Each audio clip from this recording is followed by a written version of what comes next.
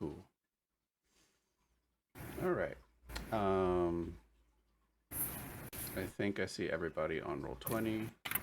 We're good here.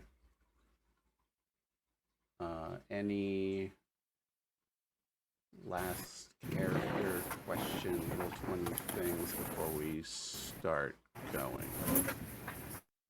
I think I sorted out everything with you already at this point.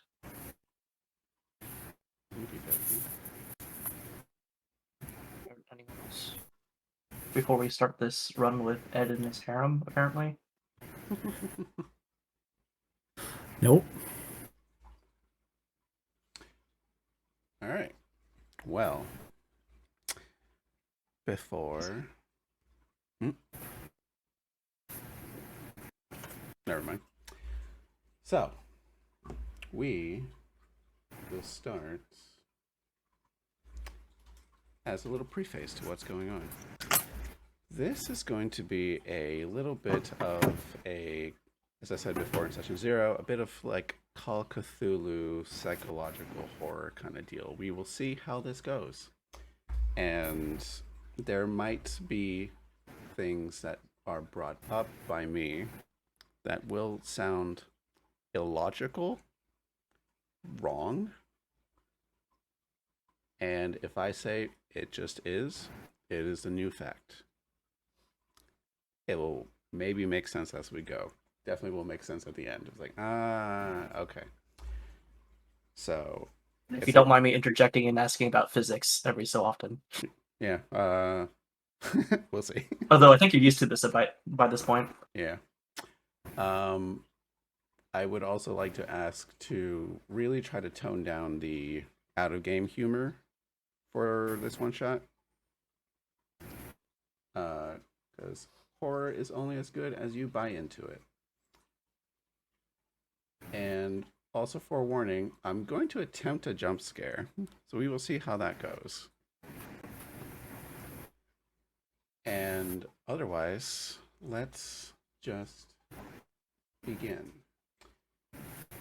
So we are in a different alternate universe away from Barovia, at least most of us, except one of you, away from Barovia, away from Ravenloft. None of that dread realms have happened. In fact, all your characters started off without any guilt, without any trauma, without anything that really impeded and stopped your character lifestyle, your character paths to happy adventuring for some of you. I would just like to go quickly down the line to just say, instead of this one character type that we all know, at least most of us know, also to give Ed a little background on you guys' characters. Say, instead of this, my character is now this for these brief reasons. And we'll just start with the way I see you all in my Discord. Amy, you play Ferda. What is Ferda? What was Ferda, and what is Ferda now, and why? Okay, Ferda was a Storm Herald barbarian, but of the half-orc persuasion. But now she is a Oath of Redemption paladin because instead of being sold to pirates at age 6, her mother tried to make it work and got some help from the temple.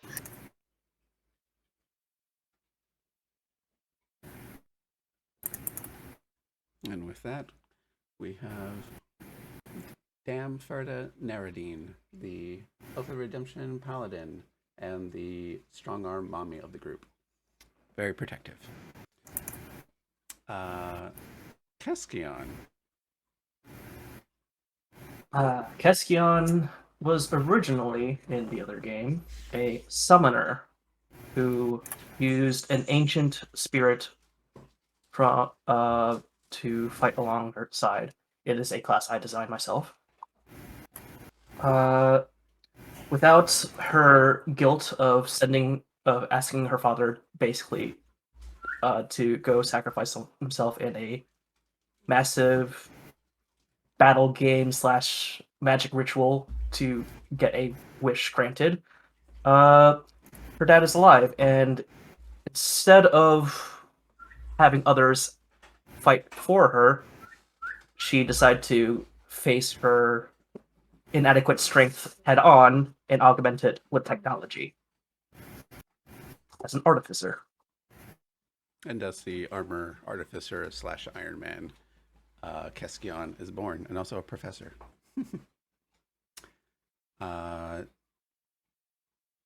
Lucia. I am Lucy is an Azamar warlock, or normally is an Azamar warlock, who made a deal with rats after being abandoned by her family for the longest. You get to play with Lady Alicia Cronin, who wasn't abandoned by her family and now holds the title of princess or crown princess of the Cronin Empire. That is all.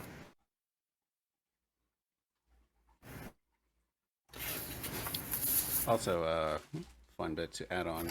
This Lucia is also a night skin, which is a different race archetype for Azamars, and we will see more into that later.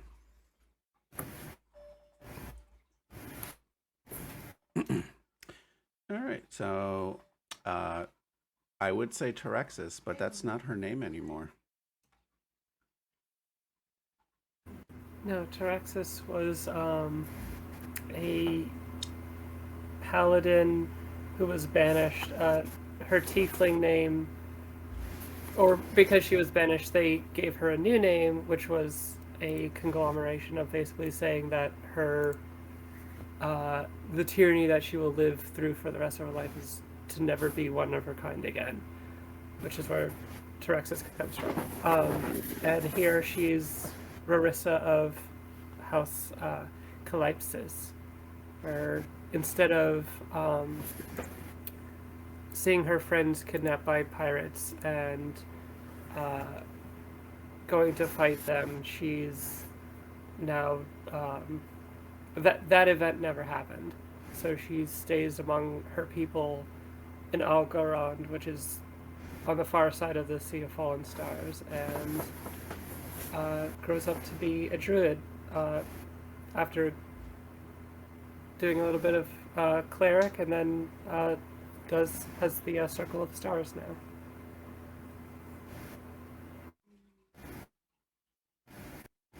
Fun. Zoe, you want to add on a little bit? I just heard you.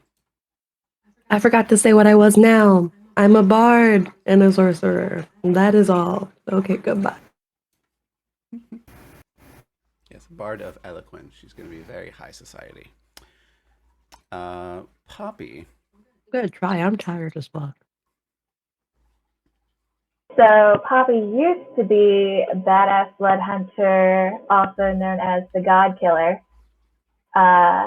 Remove all of the trauma, and she has become happy-go-lucky, bubbly, magical girl. And she is now wizard class. You gotta unmute yourself. Still so cute. All of our group is just freaking adorable. So pretty. I love it. However, there is one character that did not follow the happy trail route because her character origins are very different than everybody else's. Because she started as an NPC, took over as a PC. I would say Irina, but this is not Irina anymore. Who are you, Jess? I am now playing Lissa Vanzarovich, a different incarnation of the original soul of Tatiana, who was Sergei's bride-to-be and Strahd's obsession. Very odd now that they are related.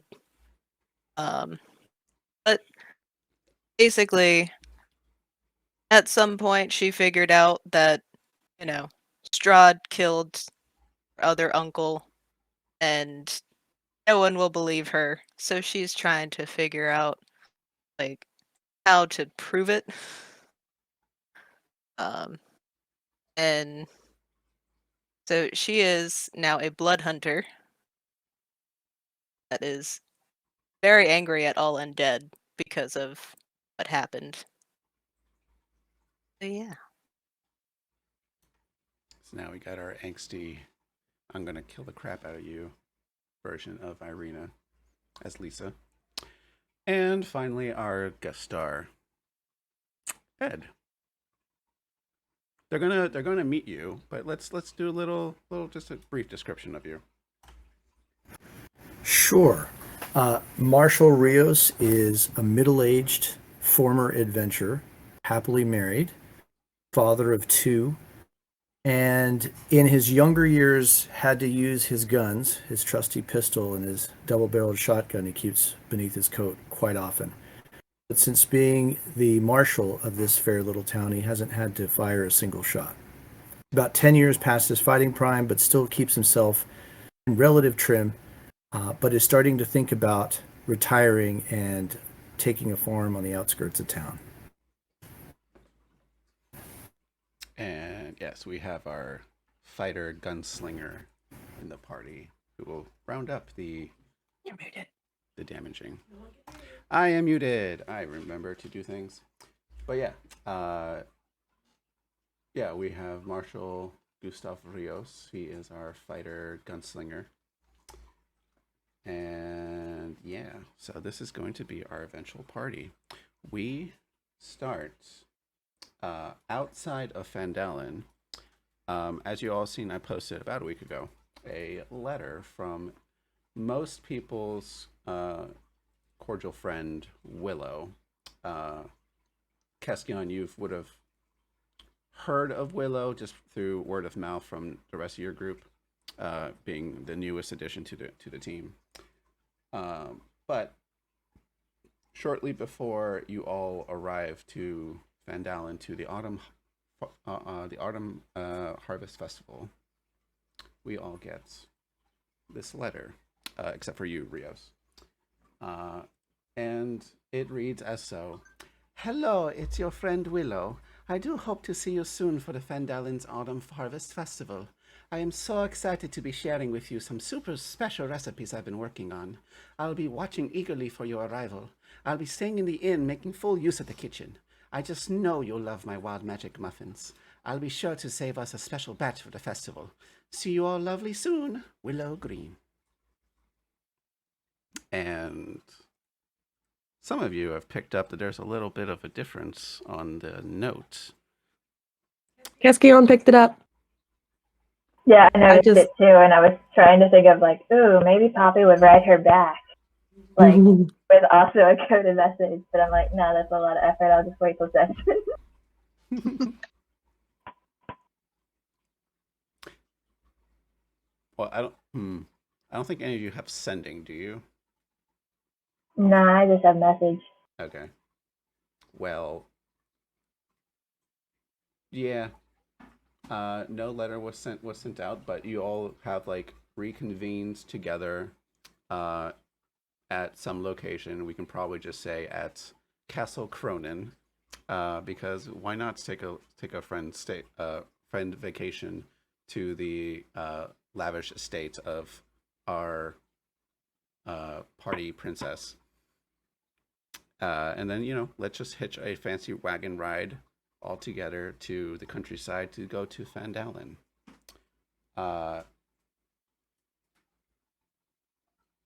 Is there anything you all want to do before we get to the town of Fandalen? So, let's say we're on the wagon ride.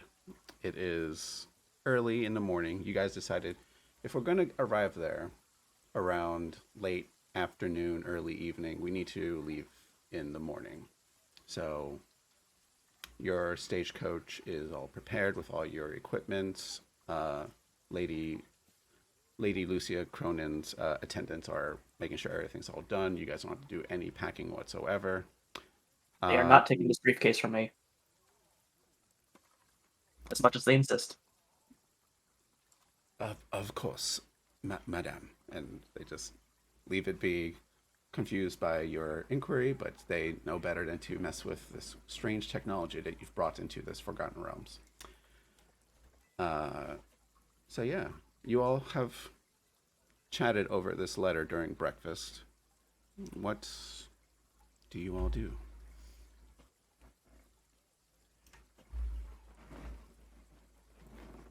Clearly, there is more to this than what is written here at first blush. The question is, what is watching us?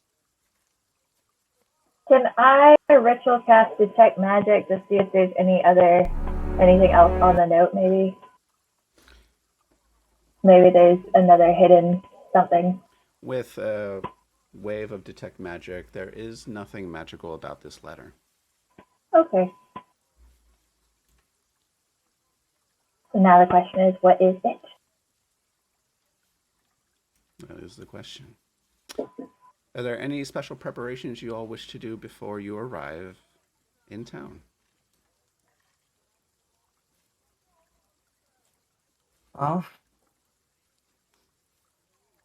Right now would probably be a bad time to give everyone coffee, considering we're about to go on a stagecoach ride. But if you guys fancy a cup of coffee, I can offer some. I would love some of that brown magic that you brought. Like, give it to me. Give me the caffeine. Is that what you called it? Right? Caffeine? Yes. I slammed Yeah. the suitcase onto the table, like on its side, and a side pops out and a funnel appears. Pull out a mug, put it underneath, and pour you some steaming hot coffee. Unbeknownst to Take it. everyone, Kind of you to share, Cass. thank I you take for helping it. me repair So this. good. This And I drink it really fast, despite it being super hot. yeah. I haven't thank learned you to wait so yet. much for helping me repair this function. I need this so badly in my research.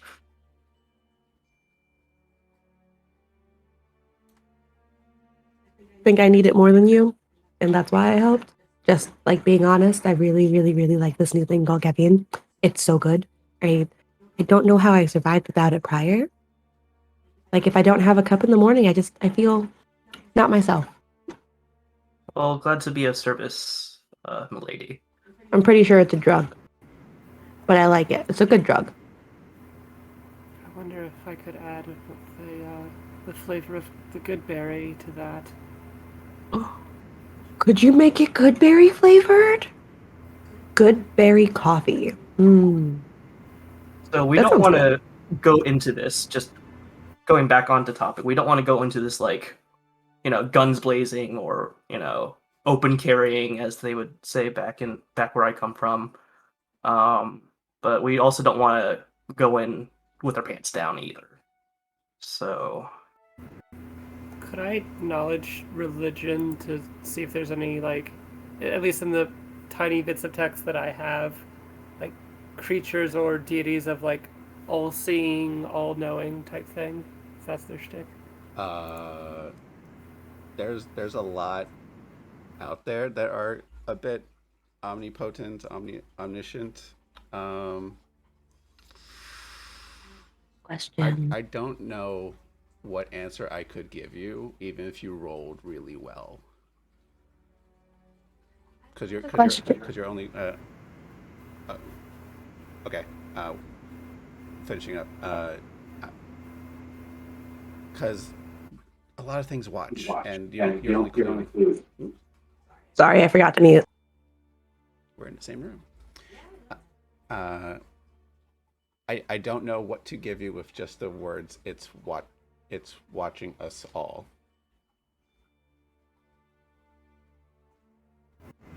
I guess Okay. because... Oh, yeah. Go, Zoe. What's your question? Because this is a territory, I assume, of my future kingdom, like, do we have any do we get any like weird reports from like guards or anything? Or do we know like if this territory has had problems prior? Like, could I roll history for that? Yeah, adding on to that, I was gonna ask, like, have we heard of any like legends of anything going on around there? Like, oh yeah, Van Dalen's known for being haunted. Blah, blah, blah. Yeah, you can either make me a history check or persuasion check, because it's either you do the work or you're asking someone else to go do the work for you. But it's like a quick kind of survey thing because you guys are leaving in the morning. Okay, I think I'll roll my history. Oop. Hey, I know things. So that is an interesting development that I didn't think of.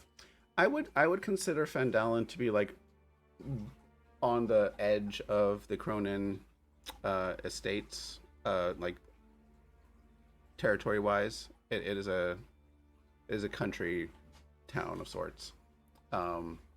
What you would know about Fandalen from like some guards that do like come up to you with like some bits of scrolls of just like they read to you that Fandalen is it's a small mining town. It's very quaint.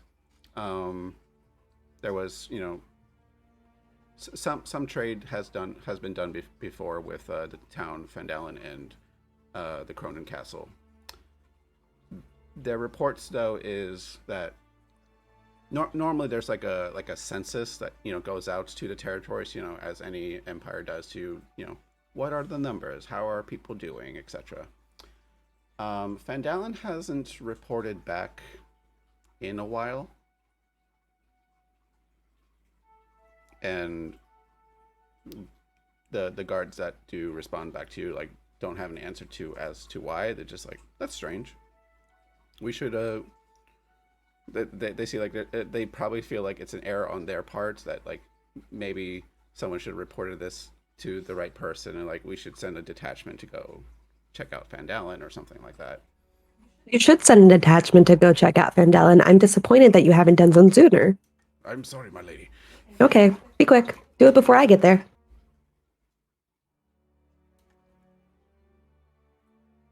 Then I like shoot them off. You will have a few. You will have a few armed guards that will come with your caravan. There'll be a secondary wagon that is going to make haste ahead of you. Yeah, like a small detachment of like 6 soldiers, just on horseback, so they're quick about it. So not a caravan, just 6 riders. They ride ahead. How far are we from Fandalen? On, by wagon. Like miles. Oh, I don't have like a exact distance of it. I'm just saying, you guys have to leave in the morning to arrive there late afternoon, early evening.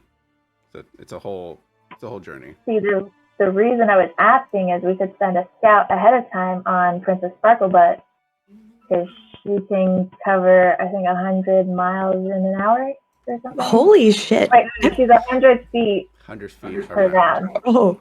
So, like, she's fast as fuck. We could totally send one person ahead if we wanted to send, like, one of Lady Lucy's guards. It will definitely take more than an hour to get there, even with her speed, because a normal riding horse is 60 feet, I think. So, while that'd be cool, then after the hour, that one rider just will fall off your horse. Yeah. So. She starts to disappear. They can dismount at whatever pace they prefer. Yeah, some of the best riders are going in your stead, Lucia. I expect a report when I get there. At once, ma'am. And then they leave. Oh, to be rich. So I guess continue. So one of the preparations I can do, we talked about this beforehand, Amy, but I go over to your armor. It's like, I guess it wouldn't be too weird for you to wear your armor, but I guess I should probably hide these LED strips so you're not quite so conspicuous. Wait. So your armor glows now? Like, What parts of your armor? Where are these LED strips? I need to know for like my personal sanity. Thank you. They're along like sort of decorative parts and a lot more towards like the joints and stuff. But they do provide more than just light. It gives her a +1 AC bonus mechanically, but That's dope. yeah, that's kind of conspicuous. I didn't think about that. Maybe I'll spend a little time tonight, like working on the design of it. So I mean, you're traveling with me. You don't have to be inconspicuous. I didn't intend to be inconspicuous. Yeah, like this is a fancy ass Oh, wagon. that's- I would like to hear what Ferda and Lisa are doing or planning to do. I would like to ask around on what the last report was from the town. Like if it said anything in particular.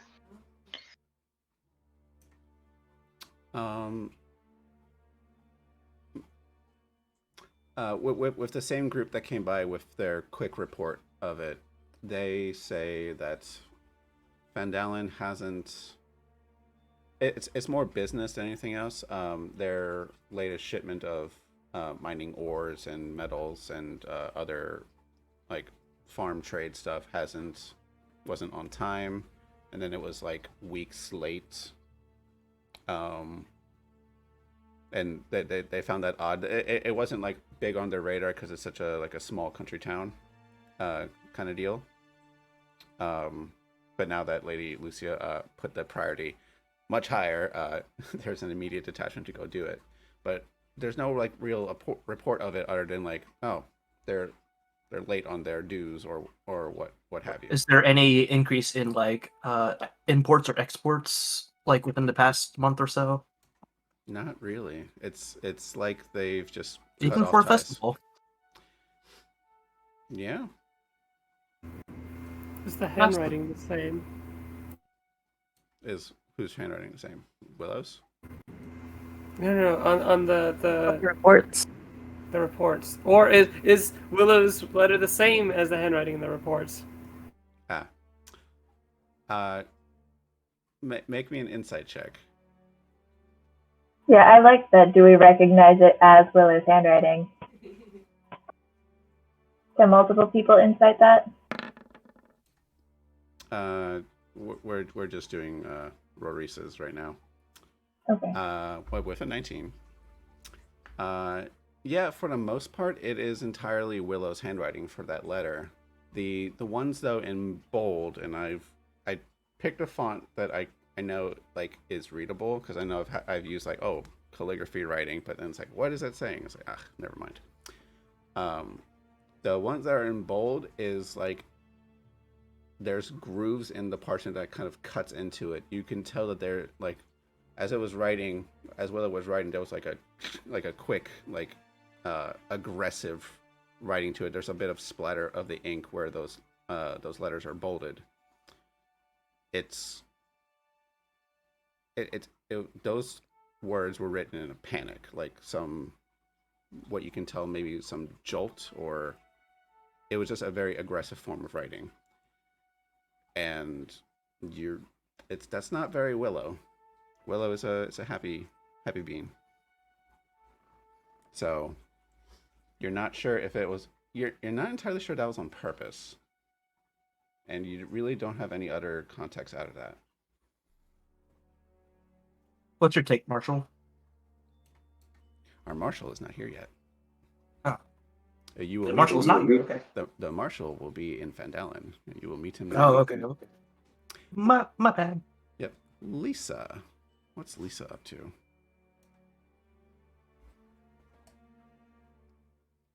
Is this still the night before the morning that we're leaving? This is morning.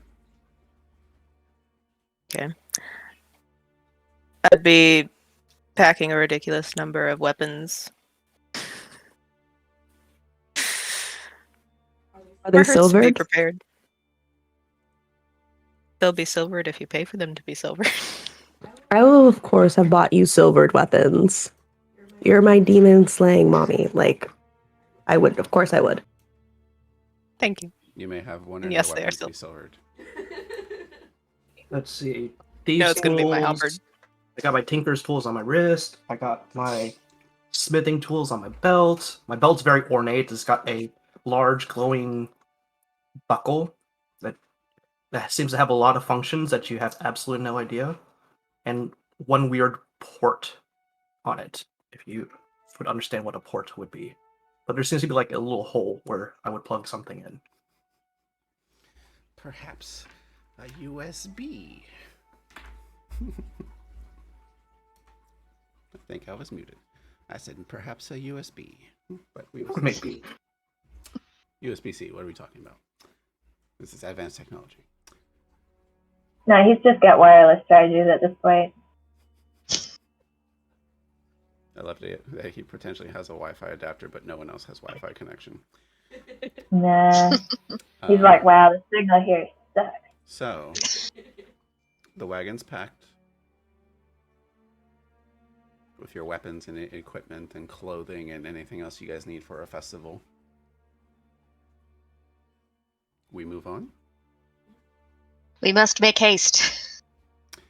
We do make haste, and I'm just gonna copy these tokens because I don't need them to be anywhere else. We arrive in the southwestern corner of Fandalen. This is a quaint little town that most of you have not seen. Yeah, most of you have not seen here, have not been here. You would know that Fandalen is a small town that Willow has brought up a few times. That while Willow is in this alternate universe, a renowned chef who a bit of a celebrity in that sense.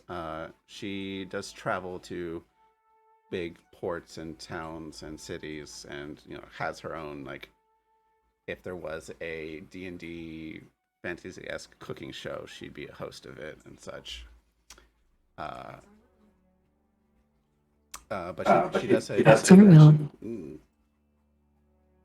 she does say that she does kind of retire to Fandalen as like her little like country nook that she can kind of just chill and bake in peace and just cook for a tiny population and just live like a little minor celebrity.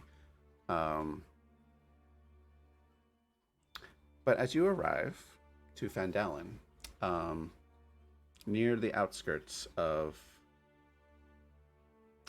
this little town, we see rolling fields of farmland.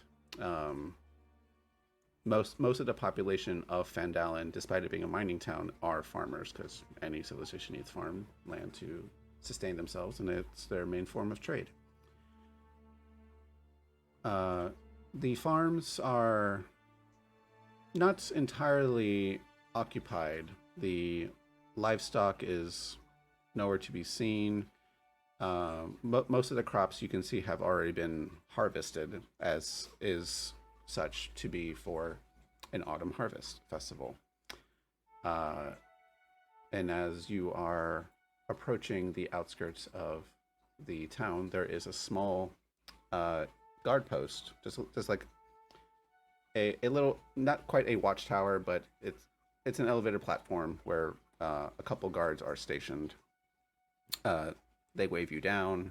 Your riders, your driver, because there's definitely a driver for this carriage of Lady Lucia's, halts. They call out to each other, explain. And I'm going to be very brief with like a lot of things for this one shot. Exchange information that like where they're here to this festival. They give the names of people attending, and once they know who's attending, one of the guards whistles back a bit to you, Marshall. You hear a whistle from the southwestern gates, and thank you. and you see that these guards like wave you down and kind of like give some kind of hand gesture to like, oh, these are the expected guests of Willow Green, and you can make haste on foot. You can have a like you're the marshal. You can have a horse if you want to. But yeah, the guards tell you all to like wait here. The town's marshal will be here shortly. And, This is an aside. yes. Sorry. Go ahead. And Marshal, You see the marshal ride up on a unassuming kind of bay mare, a fit horse, but by no means a war horse. Canters up slowly, broad smile on his face.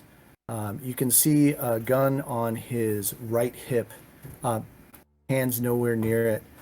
Rides up slowly, calmly. Dismounts, hands the reins to one of the men, walks up and looks at all of you and says, "Well, adventurers by the looks of you. Welcome to Fandalen. I'm Marshal Gustav Rios, and I am the law in this town. I'd like to ask you what your business is here." Nice to meet you, Marshall. I'm sure you heard that I was arriving.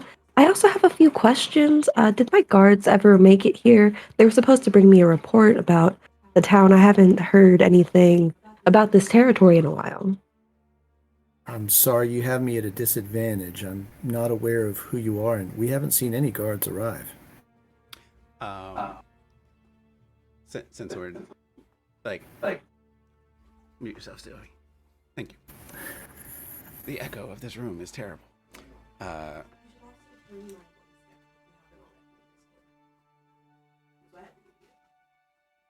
it. So we've now added that Fandalen is like the edge town of like this kingdom. We're gonna retcon a little bit that yes, Lady Lucia Cronin, if not Lady Lucia, her name, the Cronin name sticks out a bit, and the regalia of this carriage does indicate like, oh, this is the realm's nobility. So she does have quite a bit of renown to you. You've never met them in person, but it's like, oh shit, the fucking princess is here. As to the also beginning development of sending writers ahead of time, because my players are smart and I don't predict that. There were 6 writers that did appear maybe 5 or so hours ago, and they asked you to be like, hey, what's the deal with the shipments, the imports, the census, just all the bureaucratic and business bullshit of like one town's allegiance to the effective crown, and just doing that. They're not trying to bully you or anything. They're worn from their ride, and just to for sake of brevity, you tell them like, oh, you apologize for any misconceptions or maybe a miscommunication of sorts. You have led them towards the townmaster's hall, so they can like deal with the townmaster. I'm just a marshal here. I'm the law.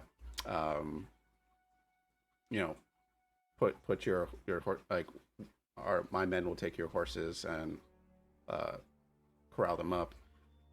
Enjoy your stay, and enjoy the Stone Hall Inn and other local spots. There's a festival tomorrow, so hang tight. All right, so we'll just rewind that then. Yep. Gift of gab. All right, so Take 2. take 2. You see him ride up on the bay mare, very casually, gets off, immediately gives a deep bow, and he says, "Lady Lucia, you honor us with your presence. I am Marshal Gustav Rios. How can I serve you?" Hello, Marshall. Marshall, do you prefer Just Marshall, or do you prefer Marshall Gustav Rios? Marshall is fine, lady. All right, Marshall. Can you take us to the town hall? I think I have some quick business to attend to before I visit a friend. Of course. I believe some soldiers arrived ahead of you. I sent them on. Harbin, if I may say discreetly, my lady, is not the easiest man to deal with. He's technically my superior, so I can't reprimand him in person, but I would say to somebody as distinguished as yourself, he may come off as a little rough around the edges. I apologize in advance. Well, you might have his position soon, depending on how he talks to me. Well, you honor me. Is there anything I can get you while I escort you to the town hall? Or your friends, for that matter? I think a map of the town would be great. I haven't been to this territory before, so I'm not familiar with the layout. I see that you have a map, DM, but, like, Lucia doesn't have one. All right, so we will say that I kind of snap my fingers and one of the guards in the guard tower comes down. It's a little frayed and weathered, but it's up to date and current. I hand it to you. There you are, lady. Thank you. Do you guys want to come with me to the town hall? Or did you want to go straight to Willow? Would it be possible? I'll go to Willow. I'm worried Poppy about her. doesn't leave Lady Lucy's side like ever. That's what it was. Rarissa's gonna take a step off to the side and just like look out at the fields, like not seeing any livestock or crops. Like, could I like survival to see if everything's kosher with the environment? Yeah, you can give me a survival, nature, perception, like, and I'll give you an answer based on which skill check you want to give me. Is this like Children of the Corn? Is that the vibe we're feeling? With an 11 survival, there's definitely children hiding in the corn. With an 11 survival, the time of year and the environment is fitting enough that yes, crops should be harvested around this point. It's a little weird that you don't see livestock because you don't harvest all the livestock in one go. You need livestock to make more livestock.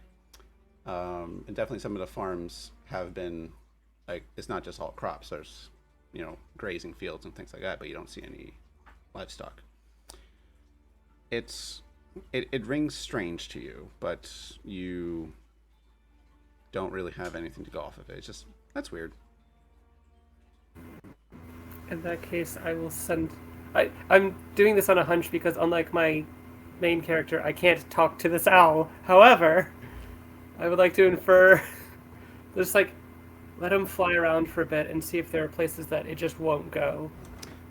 I think with this being your pet owl, while you can't, we can't verbally communicate back and forth, it's trained enough to like follow simple commands, and it kind of knows what you want it to do to an extent. But yeah, it'll fly around. Are we just like waiting for it, or you like go off and come back to me later? I'm just going to be waiting for it, or see if the marshal wants to, like, if he's going to be our escort and doesn't want us, like, going too many places. I feel that the marshal feels a little responsible, like, oh, this is Lady Lucia, I need to escort her as much as possible. Yes. He is standing at attention, just waiting for her command and making sure that she's satisfied and safe. Yeah. Specifically, Lady Lucia and company, because, like, to the best of your knowledge, this is her personal guard. This is her other diplomats of sorts. Like, who knows who the fuck they are? I'm so rude. I forgot to introduce everyone. I refer to... This is Magus Poppy.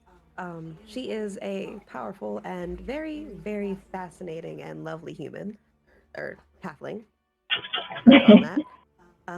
Poppy does like a little curtsy when she's introduced. This is Professor Keskion. Can you explain what you do exactly? Because I don't really understand your technology. I'm actually scouting here from another realm, I guess is the word that you use, the vernacular that you all use in this. You are from another realm. So I'm just kind of like scouting for my. I keep wanting to say, but I'm just here to take in the sights. I'm actually quite curious about this festival, as obviously I'm not from around here. Well, you're welcome to enjoy it. The festival is perhaps not as refined as something as the lady and her companions would be used to, but it's safe, and the food is excellent. And by my reckoning, we have one of the finest cooks in all the lands. What is the history of this Mm. festival? I might ask. What tradition does it stem from? It stems from before the town was founded, before it became the mining town that it is now. When we were a smaller agricultural town, and my understanding is that it was an offer to the gods for good harvest and a ritual to make sure that the winter wouldn't starve us out. But in truth, I wasn't born here, so my knowledge only goes back 15, 20 years or so. Fascinating. Inside, I'm like completely freaking out. Oh crap! Oh crap! Oh crap! This is also Lisa von Zorovich and Rosia of how do you say your last one again? Gillespie? I can't see it on my token. Or my Calypsis. Calypsis. And last but most certainly not least, Dam Ferda Naradine. I didn't know your It's last an name honor. was Ferda. I think the main party It's an get a lot honor of to- stuff from each other. It's an honor to meet each and every one of you. And let me assure you, we will extend you the same courtesy as we do the lady. If you need anything, no matter the time of day or night, you can call on me, and I'll do my best to get it for you. Now, should we continue to the Town Master's Hall? Or is there anything else you'd like me to get for you, lady? I'd love to go to the Town Master's Hall. And I hand the map that you gave me over to Ferda because you are going to Poppy's, you're going to the inn? Yeah. Visit you Willow. said. Yeah. Wherever she is in town. It's at this point, Rorisa, your owl. What's your owl's name?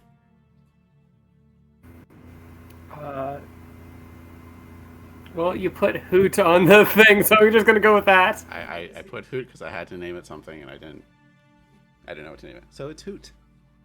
So Hoot comes back after a time. It lands on. Do you have a staff? I forget what weapon you have. I do have a staff. Okay, so it lands on the tip of your staff. So you asked it to do some reconnaissance. And it does a little shake. It kind of like gestures with its claw like an empty grab, and just like has like this sullen look. You would know like if on occasion you do send it out to like go practice your hunting, go catch some random mice or whatever.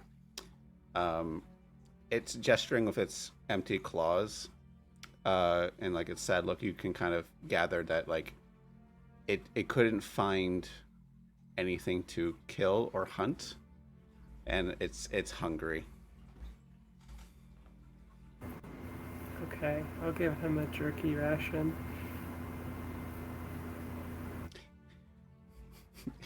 It grabs it, throws it on the ground. It wants fresh blood. Same. Marshall.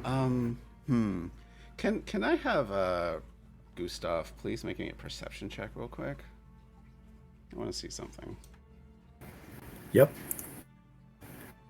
So here we go.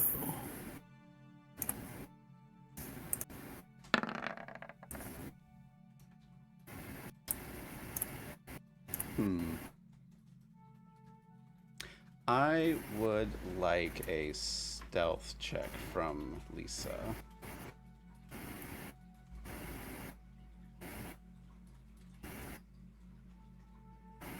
You got heavy armor? Nice. It's scale mail. Ah, okay. Well, this wouldn't have been a disadvantage anyway, because I'm just saying how well can you hide your facial features. Yeah, Marshall, as you're looking at the rest of the group and kind of studying them, they, for the most part, seem like very capable people. Maybe not as like older and grizzled as you are from your adventuring days, because you've effectively retired to Fandalen to settle down. But yeah, let's say with the 17, I'm just going to point out some things that you probably noticed as you were like introduced to everybody. You would notice that the little halfling wizard Poppy definitely keeps herself very, very nice, prim and clean, and that's Poppy. Is your familiar out at all in any fashion? Yeah, when we were in the wagon, she would have just been riding on my lap. But when we're up walking around, she kind of just floats around me. Okay. Like, you know, a Patronus in Harry Potter, where she's sort of like wispy in there. Okay. I'm gonna say just with this that we see like this spectral fox that kind of like trots in the air and just appears out of nowhere. It was kind of like hiding to hide itself from you. We can just say it's shy. It doesn't like seeing new people. Yeah, it was Lady Lucy because Poppy loves Lady Lucy, but I think it's probably like a little timid around other people. Yeah. It eventually warmed up to everybody else. On Ferda, the half-orc paladin, you do spot as any person who is of the law, you probably had your share of like people that bring maybe forbidden gods or like weird cultish shit, and you as a man of the law have definitely rooted them out. So maybe you're a little wary of people of the cloth of sorts. But on Ferda, we see a symbol, her holy symbol. Ferda, where is this holy symbol on you?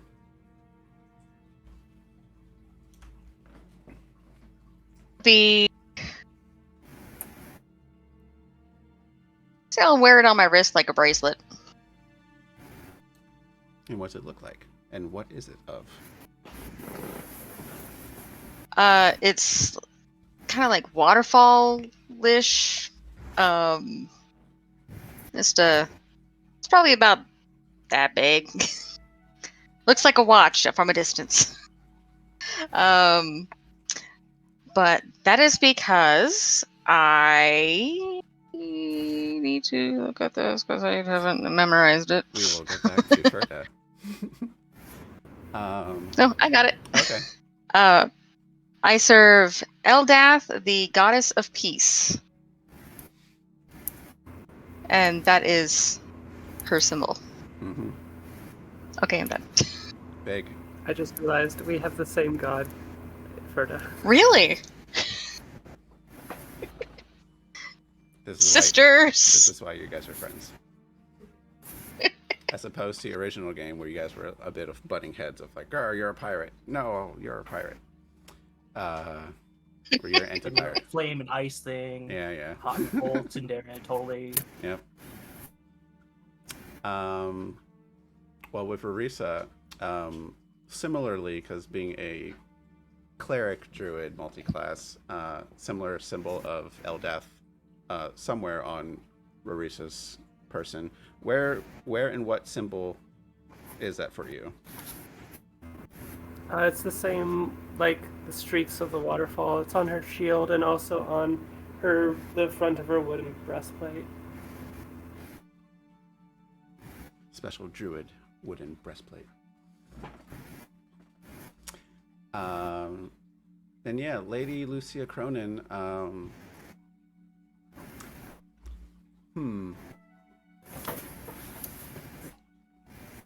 Zoe, what is a unique, or yeah, some unique physical trait or item or something that Marshall Gustav picks off of you?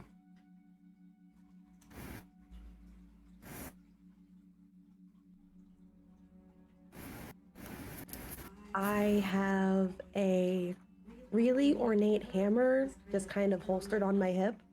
It's not a big hammer or anything. It's like a regular hardware store hammer, and it has like this pretty silver gilded handle, and then like this. It's just a hammer. It's just a pretty hammer. You're like, yes, okay, that's really nice. That's it. At the moment, that's all I can think of on the spot. I wasn't prepared for anything else. I don't have a holy symbol. Well, despite being a divine soul sorcerer, you don't necessarily need a holy symbol, as you've been blessed by your heritage to be your own holy symbol, and that's how fucking sorcerers see themselves anyway. So yeah, we like you clocked that. Oh, this princess has a very strange hammer on her hip for some reason. Okay. I have a hammer. What do you need a hammer for? You're a princess. You don't do shit. I'm just thinking of like Fix It Felix. All better. On Keskion, what do we clock on her? Her belt is literally bristling with tools, as well as her wrist, which seems to be fashioned out of smaller tools as well. And there is a very ornate buckle right where her belt is. It's got a lot of like glowing lines and energies, and her suitcase is kind of like a very heavily segmented attaché, like a metal case. And it seems to have multiple moving parts, but you have absolutely no idea as to what moves to where. Right. Because it seems to be that complex.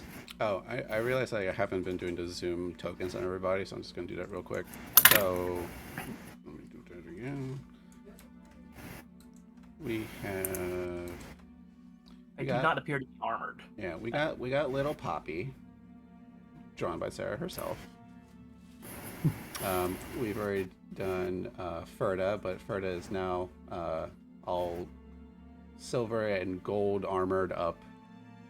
Just a yeah, just a walking metal tank of a person. Rorisa is a little bit different aesthetically than the Terexis that we know before. Her horns, her tiefling horns, are like kind of crystalline, ice-like, and there's just like a now glowing symbol of the moon on her forehead, which may or may not be an extra set of horns that grew for some reason. Who knows? But like, that's her as she appears. We have, of course, Lucia. Her hair is now very down, wearing the finest clothing, and her eyes do like have this faint, constant glow to them. My eyes are no longer silver; they're gold. I like that little detail.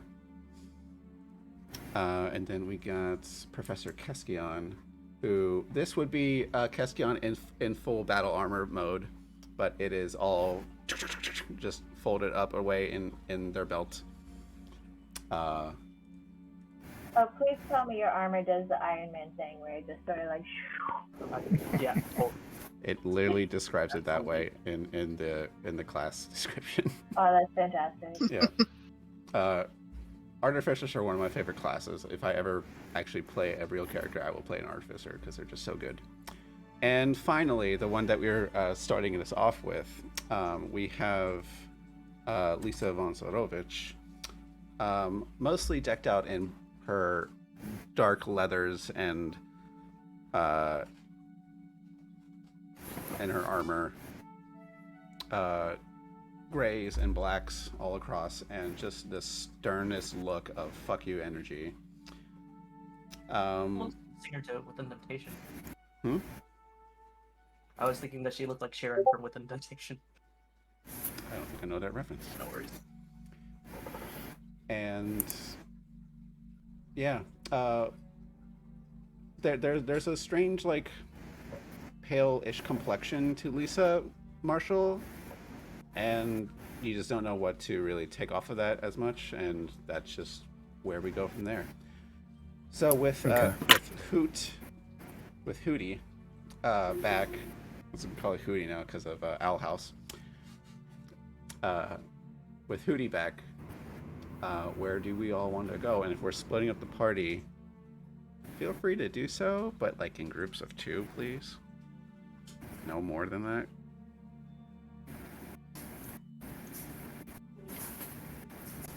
Does anyone want to check on Willow with me? I'll go to Willow with you. Okay. As you guys mentioned Willow, he tells you she's at the Stonehill Inn, and I believe she's fixing up something special.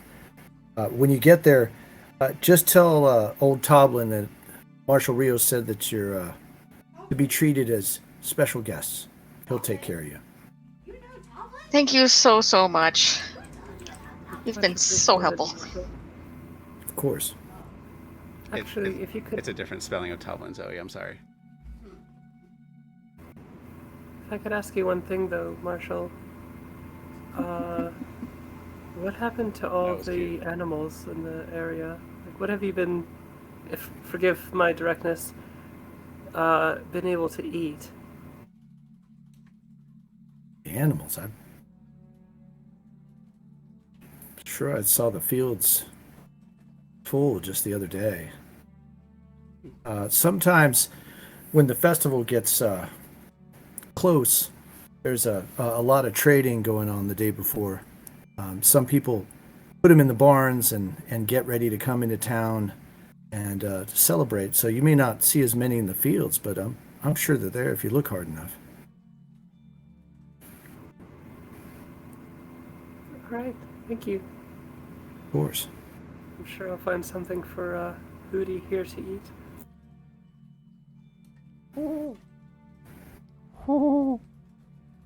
don't know if they caught it. Anyway.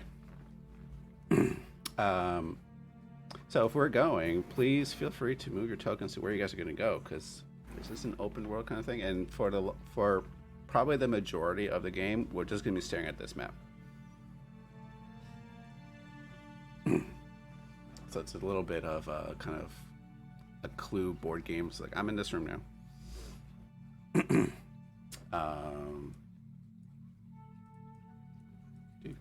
So Town Masters Hall. Who is going to the Town Masters Hall and who's going to the inn?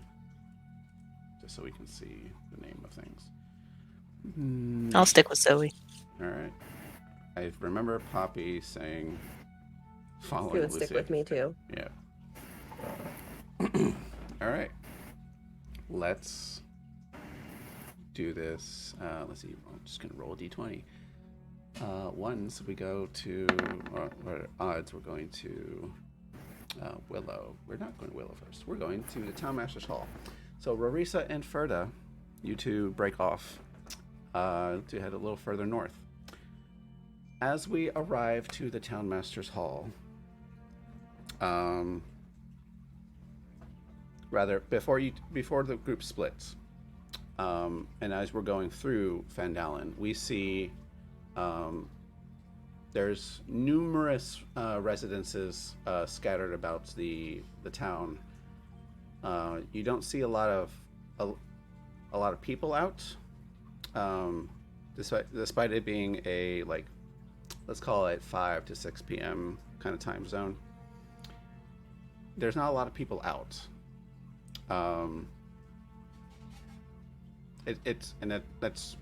That rings a little strange to you all, that there's just so few people out. And the festival decorations are not entirely up yet, despite it being tomorrow. Normally the preparations are done ahead of time. You notice a few, like, street lanterns have not been lit. And Marshall, you kind of clock that. Like, you see, like, one, like there's lanterns that, like, are lit 1, 2, 3, 4, and then, like, at, like, the 5th-ish one, it just stops, and the lantern, like, little pole arms to, like, light these, like, oil lanterns is just left on the ground. I don't know, whoever is the street lighter probably just left it, or is lazy, probably off drunk. Who knows? They're not doing their job. So you clock that. For a town this size, there doesn't seem to be quite as many people getting ready for this festival. Yeah, it does seem to be a little thin this year, and I apologize, Lady Lucia. Normally, teeming with people, the decorations are finished, and you can feel a general excitement in the air. Things seem to be a little slower this year. It does seem a bit dreary, if you don't mind me saying. Oh, no, of course, not at all. There have been some business disputes recently. I know a few folks have moved away who felt that they weren't getting a fair deal, so might feel a little emptier than normal, but Okay. this seems a little slower. Do you think that the people moving away has anything to do with the fields appearing bare? Hey, As- Sergio. Can I do an insight? Because he keeps talking about, oh, there's not a lot of people around. Oh, like, you can't see the animals, but they're around here somewhere. And I just want to, like, insight him. Sure. Why not insight the new person in the group? Go ahead. I mean, technically, we all just met him. I know. It's all good. We're not to insight him. Hey, you asked you asked an appropriate question. I'm just giving you a sarcastic answer. An 11. You don't think he's finding excuses. You think he's pretty genuine about his answers. He's probably maybe being a little more polite with his answers to the appropriate party in front of him. He's probably maybe exaggerating just a little bit because of he wants to give a good impression, but you don't think he's necessarily lying. Okay. He's giving very polite answers, and he's just like, huh, okay. And I think I was answering Zoe's question before, right? Just so I don't lose the thread about the farm animals. Okay. Well, some of the people who left, they were mainly in the trades, not so much farmers. It would account for, a few geese, a few goats, maybe some sheep being gone, but not so much that you notice. Okay. I was looking over the reports as we were coming down, like past reports to the town, and it doesn't seem like the population has dwindled a lot. So, are there? I'm probably missing something. These reports stopped coming in about 6 months ago. That's odd. Again, between you and me, Urban Wester's not what I would call the easiest townmaster I've ever come across. Those would be questions that you'd have to answer for you. From my experience, the population of the town tends to grow a little bit. We have some of our young folks who want adventure in the big cities, and they leave, and a few of them come back. Tends to ebb and flow, but usually slight growth over time with a little dip. That's not unusual. Okay, well, let's meet this. What would he be? Like a mayor? Like, His official title's the town master, lady. let's meet the town master. Let's see who this man is.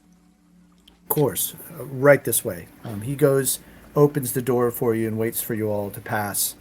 And then you hear him call out for one of the town master's assistants. Right before this Lady Lucia is here. Right before this ahead, happens. sorry. Yeah. Right before this happens, Keskion, you trip over something. Like your foot like hits like some solid object, and just and you like almost lose your footing. And when you look down to see like what the hell you tripped on, you don't know what it was.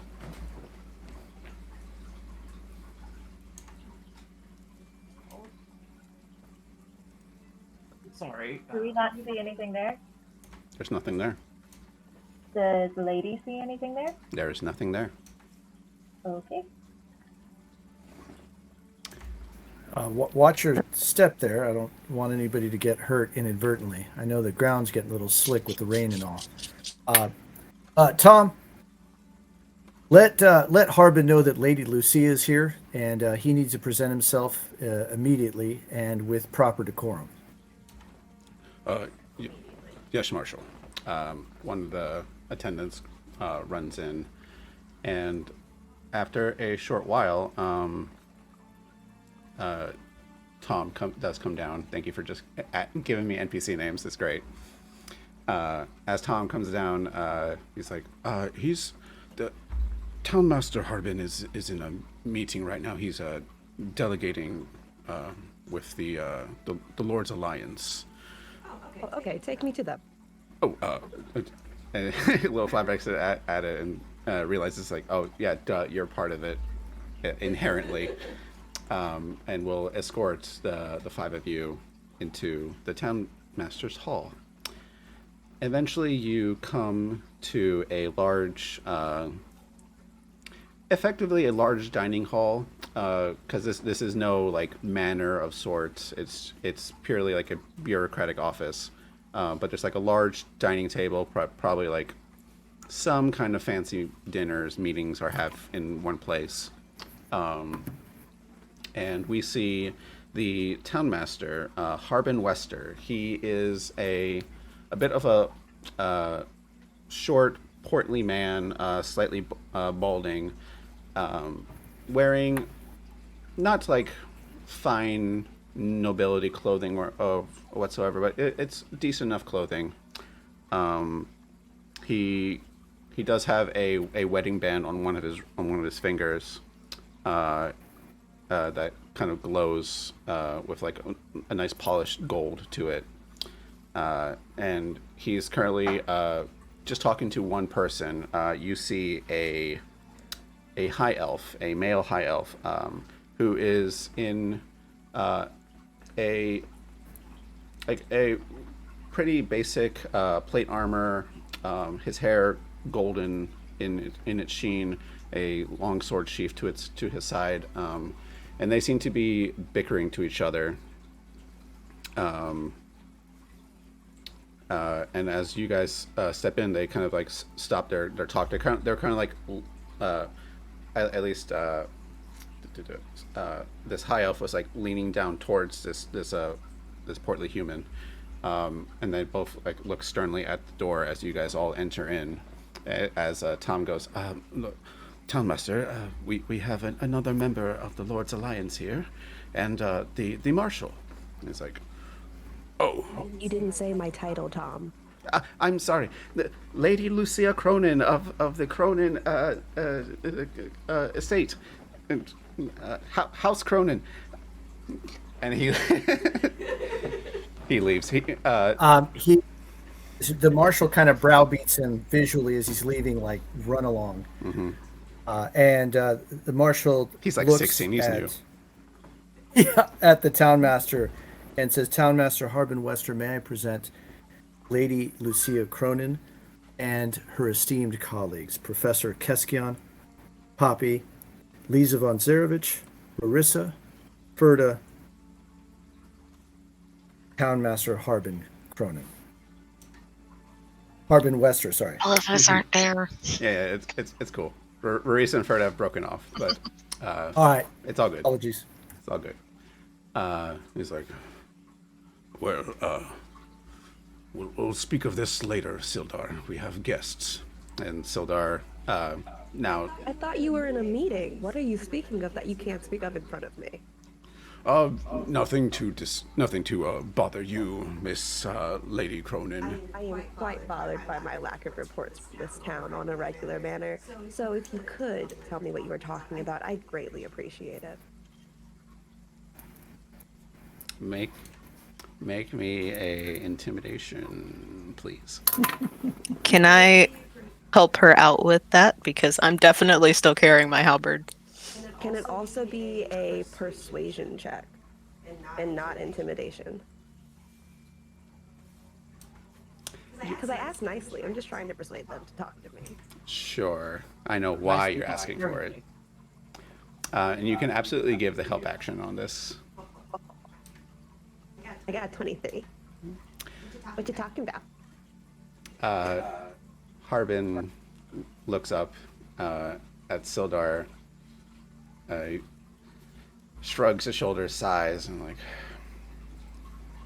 my lady, we've been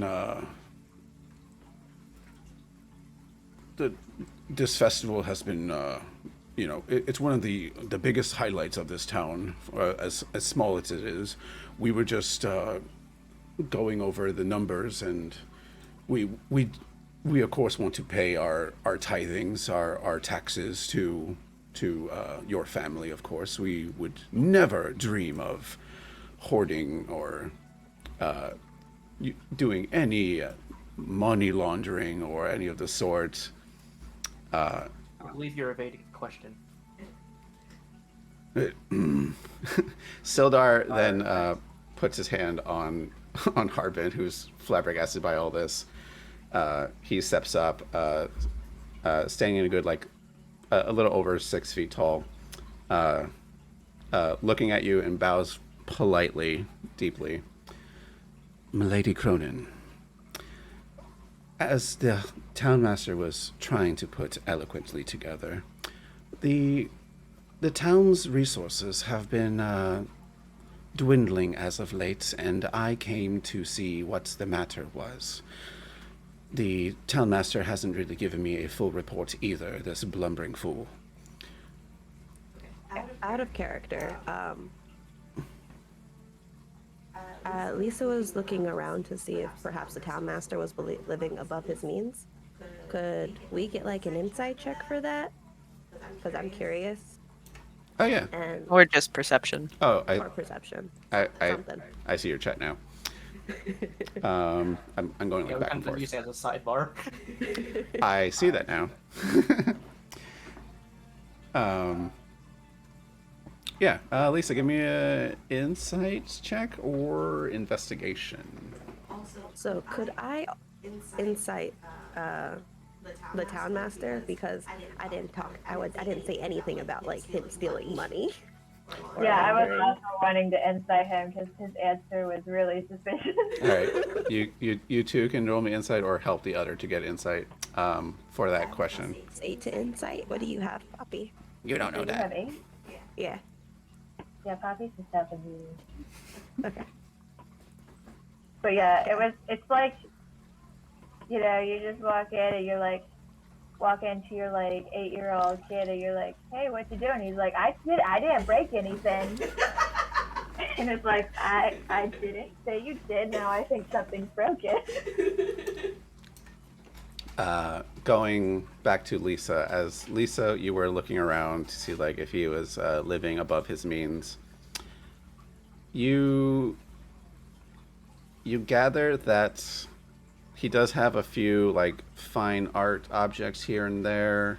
The town doesn't seem to be like very prosperous. It's a quaint country town. So he's probably living a little above his means. Maybe he's hoarding a little bit to himself, or he comes from a well family. But what you mostly gather from him is that he's incredibly anxious. So I guess what we're hearing is that he's living a little bit above his means, but nothing, no more than a standard corrupt politician. Something of that sort, probably. And to your insight, Lucia, of why is he admitting all of this? As he was saying those things, his eye was like a little twitchy to Sildar, the high elf in front of him, who you probably gather Sildar also came to like accuse him directly of this, and he was probably in the similar discussion of like, I didn't do it. And now that you came in, it's like, where's the taxes? And like, oh God, they're conspiring against me, kind of deal. But you also clock that he is incredibly anxious as well. Like his hand is twitching. The hand where he has his wedding finger, wedding band is on. Like that hand is like just twitching constantly. He doesn't seem to be hiding it as much. Sildar continues. I've arrived to inspect the town's exports of fine metals and ores that my people require for our smithing, our craft work exports, as I'm sure you're aware. Do I know this man? Sildar? His name, his last name, Hallwinter. You've probably heard the name Hallwinter, but like it's like, oh, okay, this elven nobility family kind of deal, like far off in the side. It's probably a name that has been brought up in your family's meetings and things, but personally, you don't know him. Yeah. Yes, I've arrived, and I just wanted to get to the bottom of this, because it's strange, isn't it? I agree. We should talk more. Town Master, it looks like you have a lot of explaining to do. And he drops to his knees, head to the ground, is like, I'm sorry. Is everything all right with your family, your wife? Is she okay? He looks up at that, his face a little snottish. He's like, what? I'm just curious. I mean, you are clearly distressed by the situation, and you're trying your best. I'm sure. Is everything all right at home as well? I mean, this is probably a tough time for the town, especially considering how much is missing. I'm A good cop. I'm sorry. And then he'll get himself up, embarrassed, his sudden groveling before these two high nobility families. Brush yourself off. Blow your nose. Wipe your face.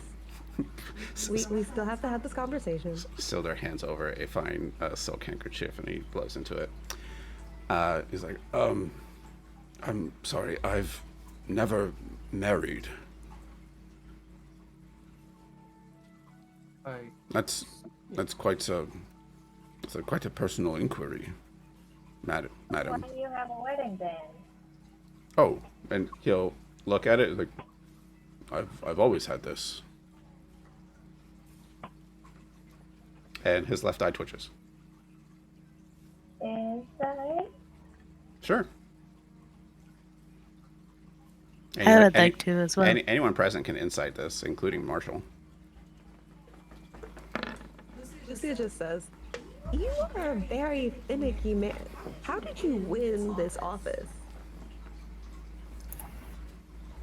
I think it's very appropriate that I rolled that high. Mm-hmm.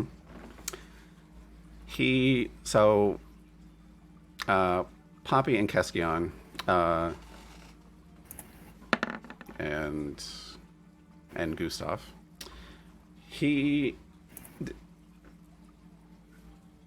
doesn't seem to be lying. That twitch was strange. His twitching. Seeing as I come from a magical background of enchantment, can I tell if he seems to be having memory problems? Like maybe he was married before and he doesn't remember it because of something spooky going on?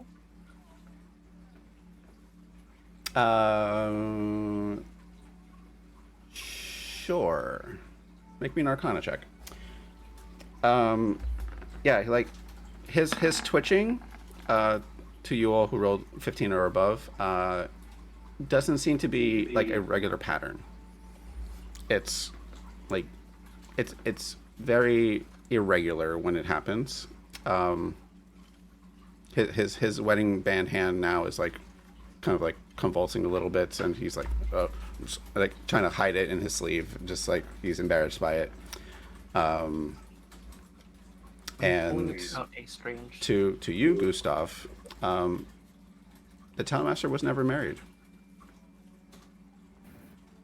Okay.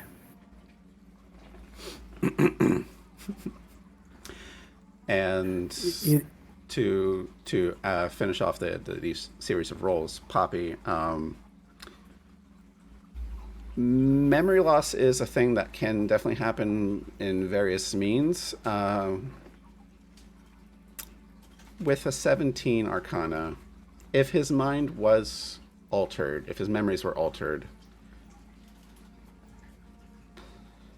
there's probably some level of subconsciousness. If there was any hidden truth to what he's saying, his subconscious might fight back. But at a glance, it's you don't really know for sure if his mind has been affected in any fashion. What you guys can tell, though, is that wedding band ring has been there a long time.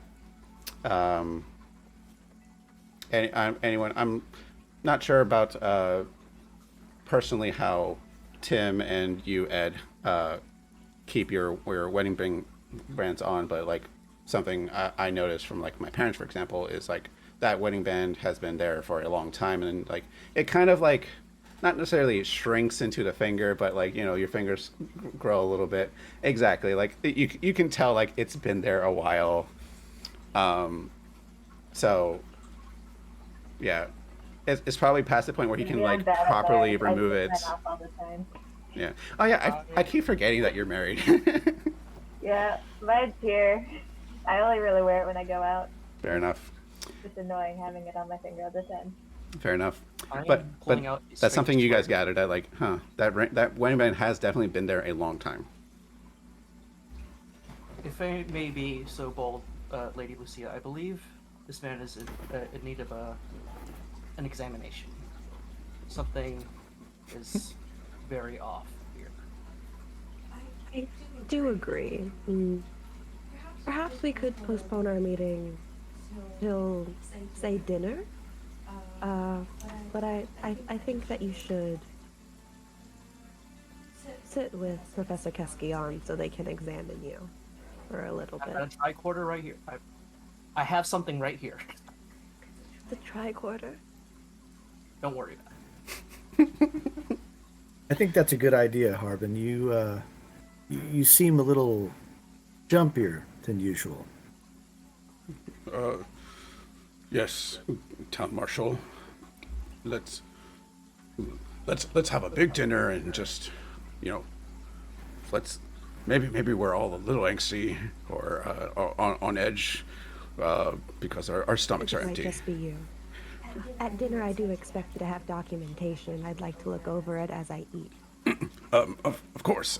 And he snaps loudly. He's like, Tom, And little Tom comes out of the corner, like, yeah, yes, Town Master. He's like, you have a job to do. You're not going home until all this paperwork is done. We don't want to upset Lady Lucia Cronin, do we? He's like, oh, no, sir. He's like, good. And he gets up, bows again politely, and is like, let's all convene. Let's all convene here for dinner. Hey Tom, this might be more useful than a quill. I tossed my pen.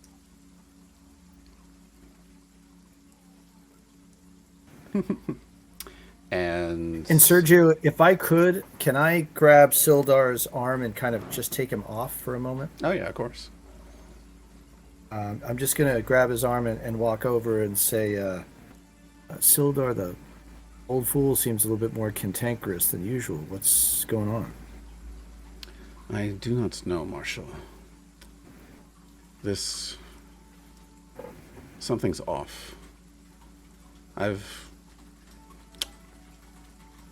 since I arrived here a week ago, this town's just... I can't place my finger on it. He kind of just like scratches his ear a bit. I have noticed a few strange things. I've been busy getting security ready for the festival, but sometimes when strangers come around, you see things through their eyes, and the town seems a little emptier than usual. The decorations aren't up. Damn lamplighters hadn't finished. And I can't remember the last time that happened before the festival. Something does seem a little strange. Perhaps we should let's get some of your men in order and make sure preparations are set appropriately. Perhaps people are being too lackluster because of this festival. Perhaps they started too early, if you get my drift. That could be. Hey, Tom, send for Deputy Liana and have her get over here right away. Let's go, double time.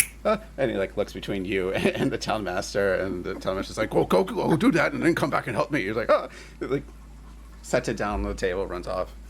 And Marshall, when you get a chance, meet with our group at the inn. Of course. Maybe have a word about everything that's going on. I think we'll be here for a while.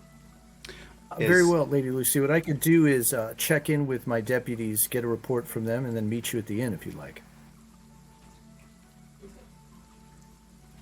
Very well. Good. And with that, he walks out after Tom. All right.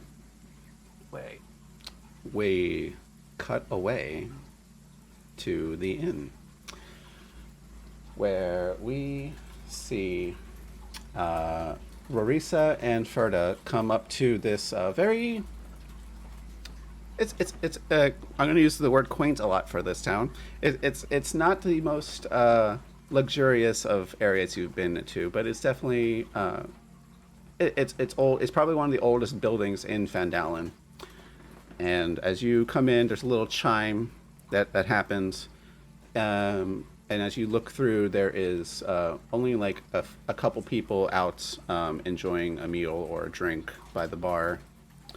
And you can hear the rumbling, not necessarily rumbling, the clattering of various pots and pans, maybe the random like sparkle sound effect of magic happening behind the kitchen doors. Rorisa and Ferda, you are in the tavern area of this inn. What do you two want to do? Do a quick look around, I guess perception, see if the people who are in here already are happy, nervous, unwell. Yeah, give me a perception check. And we need to find Toblin. So, figure out who that might be. A 25. So, Rorisa, being probably the most perceptive of the group, very aware of your surroundings as someone who is mostly druid, 80% druid. You are very in tune with your surroundings. You are being one connected to nature, including those of the stars, because you're a circle of the stars. Your awareness is far greater than most of your companions. You can probably clock, with a town this size, that there should be approximately 10 times more people out than normal. It almost feels deserted without like the occasional life that's going on. But the people that are out and about, they're not sad, they're not dreary, they're happy, they're living their normal lives. It's just odd how scarcely the population is. The people that are in the town, you see there's like one person at the bar just having a drink with another friend of his, chatting casually amongst themselves. There is a family, a mother, father sitting by, and like there are 3 kids around them. We see another couple sitting off in one other table, with a third chair propped up, with a untouched third plate of food, and they're just talking amongst themselves. And you eventually hear the voice of Willow coming from behind the bar. I guess we'll go up. Yeah. Willow? With that, you hear, "I'm coming," and the doors open up from the kitchen, and out comes your drow sorceress, holding various plates in her hands. At this point, she is like using various animates, serving trays that are like hovering amongst themselves, and she's just kind of telepathically controlling them a little bit, and like bringing it to the pair of people who have just drinks at the bar, and just serves it to them. And then she sees you and sees Risa, and just like, "Oh my gosh!" and then just poof, bams from behind the bar using Misty Step to appear immediately between you two, and just arms the two of you. It's like, "You made it! You made it! You made it!" Thank goodness we found you. "Why, yes, I am so happy to see you two." And just like, mwah, one kiss to Rarisa, and then like hops up to kiss Ferda. Mwah. Tell me, did the others not make it? No, Oh, they're they're coming. We just couldn't wait. Okay, I get it. We got your letter. Yes. Did Your message. Wink. Sorry, is something wrong with your eye? Oh, I have a feeling No. it's not just the marsh, or not just the town master that's affected. No, She takes a handkerchief and were just wipes her very- face. We were very happy to get your letter. It's just that Lucia, with her status, has to go to the town master's hall and run some errands, but she'll be here with the rest momentarily. And we're just happy to see you and that you're well. we simply must catch up. We Uh, are very interested in what you've been up to. Of course. And Yeah, I've been developing a special recipe of my wild magic muffins. I've learned to incorporate my magic sorcery into just a little bit of edible chaos into my muffins. Be careful when you bite into it. I don't know what will happen. And it's like I've been just making batches and batches of it for all the wonderful townsfolk. Speaking it must be a small work day. Oh, of course not. There's hundreds of people in Found Island to feed. Sure. Yeah, we Yes? haven't seen more than. Well, this is the most that people have seen since we arrived. Oh, they must be There's no- they must be all tired or asleep or something. You know, these farmer folk, and kind of like gestures to the two people inside, and they kind of just like groggily wave their steins up. He's like, these farmers, they get up so early in the morning. Yes. Tell me, what have you, what is your, or perhaps you can, whisper it. Is there a favorite patron of yours? Who do you like to cook for the best in town, and what do you make them? She leans in to whisper and then yells out loud, "The children!"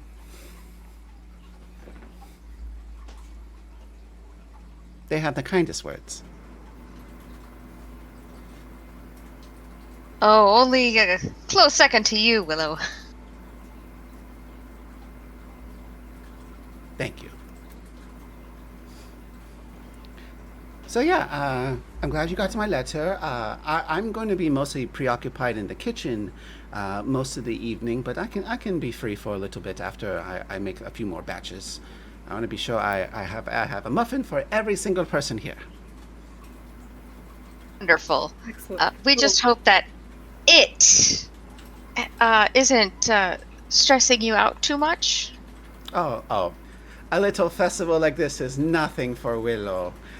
You should see the state dinners in the cities of Waterdeep. Oh my goodness! They have such fine palates. I need to like really control myself when I have to cook for such senators and kings and queens and. Yes, you must certainly watch out for overindulging. Well, I do have a sweet tooth. So, do you have perchance a slice of, I don't mean to trouble you, I'm sorry, but a fresh meat of sorts? Hooty here has been unable to find prey since we left. Oh, let me see what I have. Something fresh. Yes. Hmm. The last day or so. I mean, I don't have. I'll go check. 1 second, and she just poofs again. Oh, she's really acting weird. I found that odd too. She bamps back again, just like a couple feet off mark. It's like, oh, turns around. It's like, I have this piece of raw chicken. It's not the freshest, but it's the only thing I have. Sorry, I have mostly vegetables I hold Hooty and out grains. Hooty leans in, sniffs, picks it up with its beak, and kind of like tries eating it, and then like spits it out. I'm so sorry. Perhaps Hooty might like a muffin? He's been on a very strict high protein diet. Okay. But do you have nuts, maybe? Or seeds? Oh yeah, I have plenty of nuts and seeds. Okay. Take a muffin. And just produces it out of her apron. Oh, excellent. Here.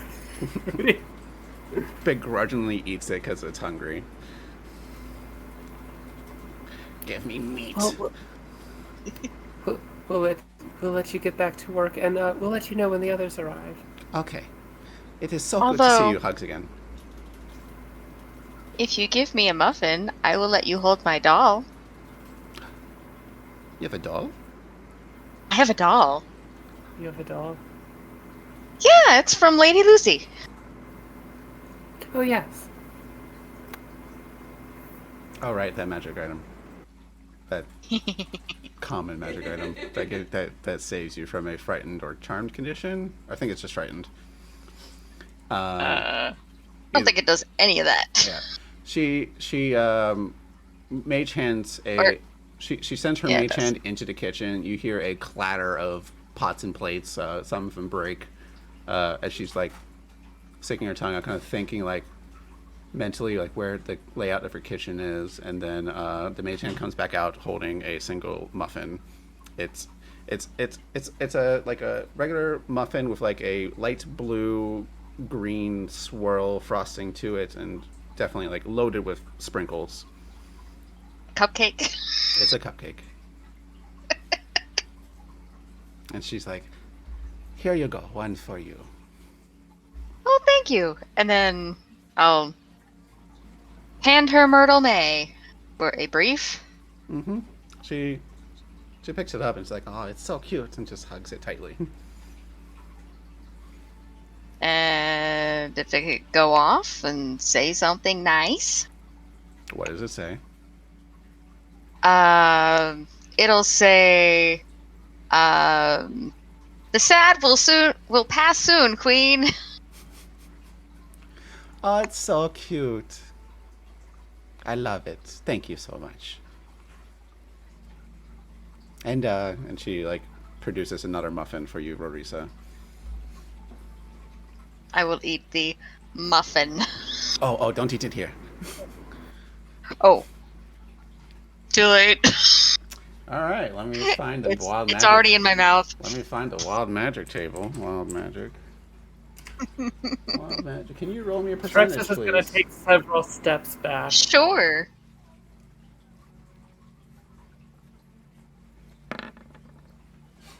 15. 15.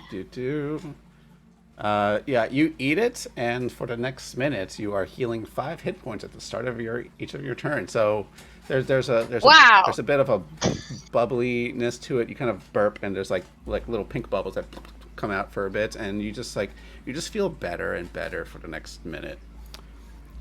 Great. This is amazing. Yep.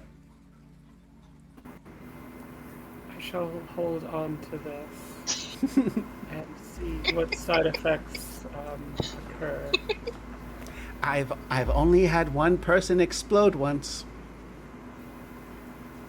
Boy, I'm glad that didn't happen. It's okay. Probably silence. It's probably Silas.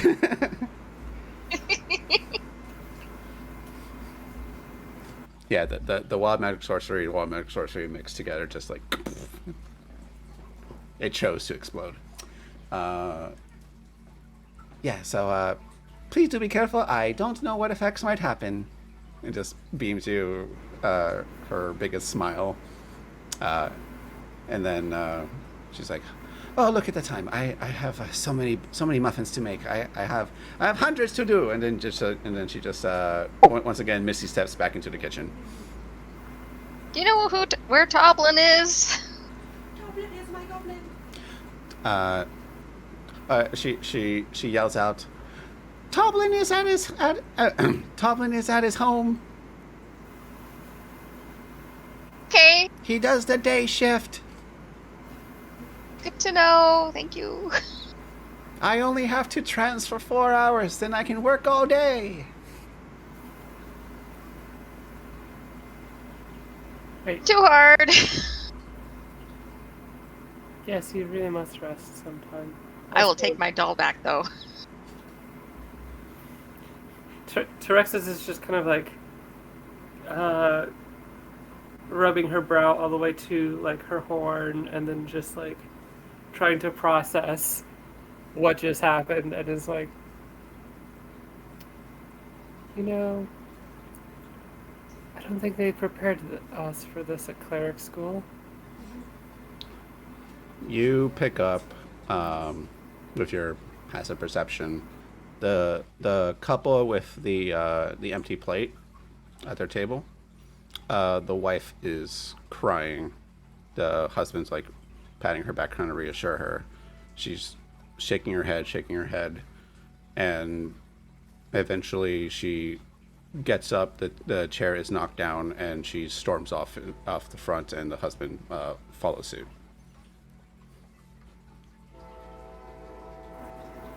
Shall we? Or do we want to wait here for the others? Let's see what develops with this. Be quiet, train. So we follow the couple? Yeah, subtly. So Also, if they left a plate of food, then just kind of like, if there's any meat to give to this owl.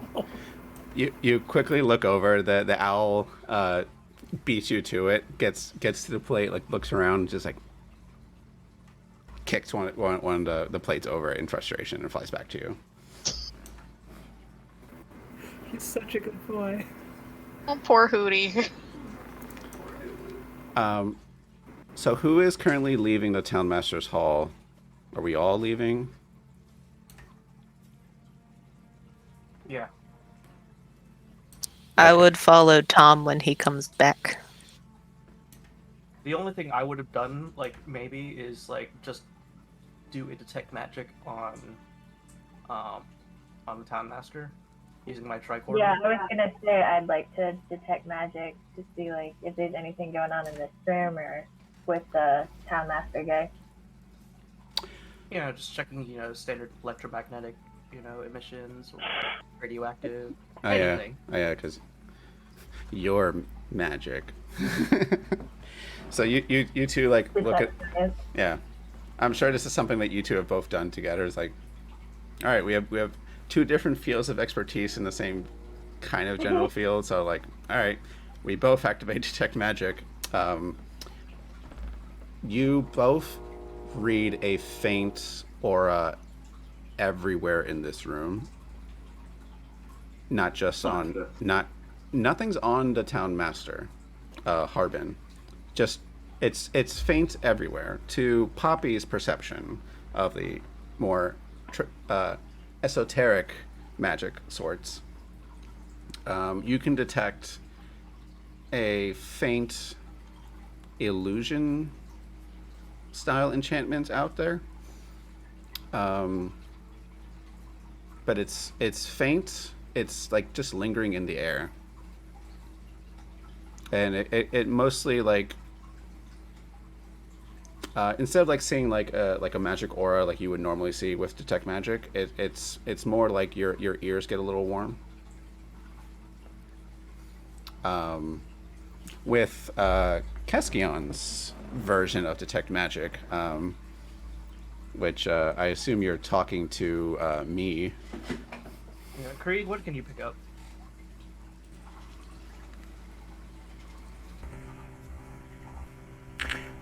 Activating detect magic.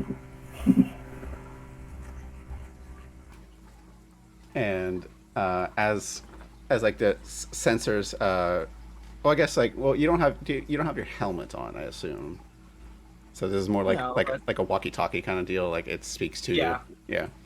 A tricorder is basically just like a really, really powerful cell phone with like all sorts of sensors. Oh right. It's the Star Trek tricorder. Okay. Yeah. Got it. Yeah. So like you hold it out and like speak into it, trying to get any kind of emissions. You can determine a similar, however you want to translate illusion school of magic. It's how do I answer this scientifically?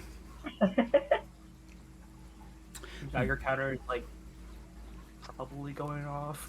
You can determine. You know what? I'm gonna Some sort of holographic presence. I want both of you to make me Arcana checks, and I'll just answer it based on what you guys can determine.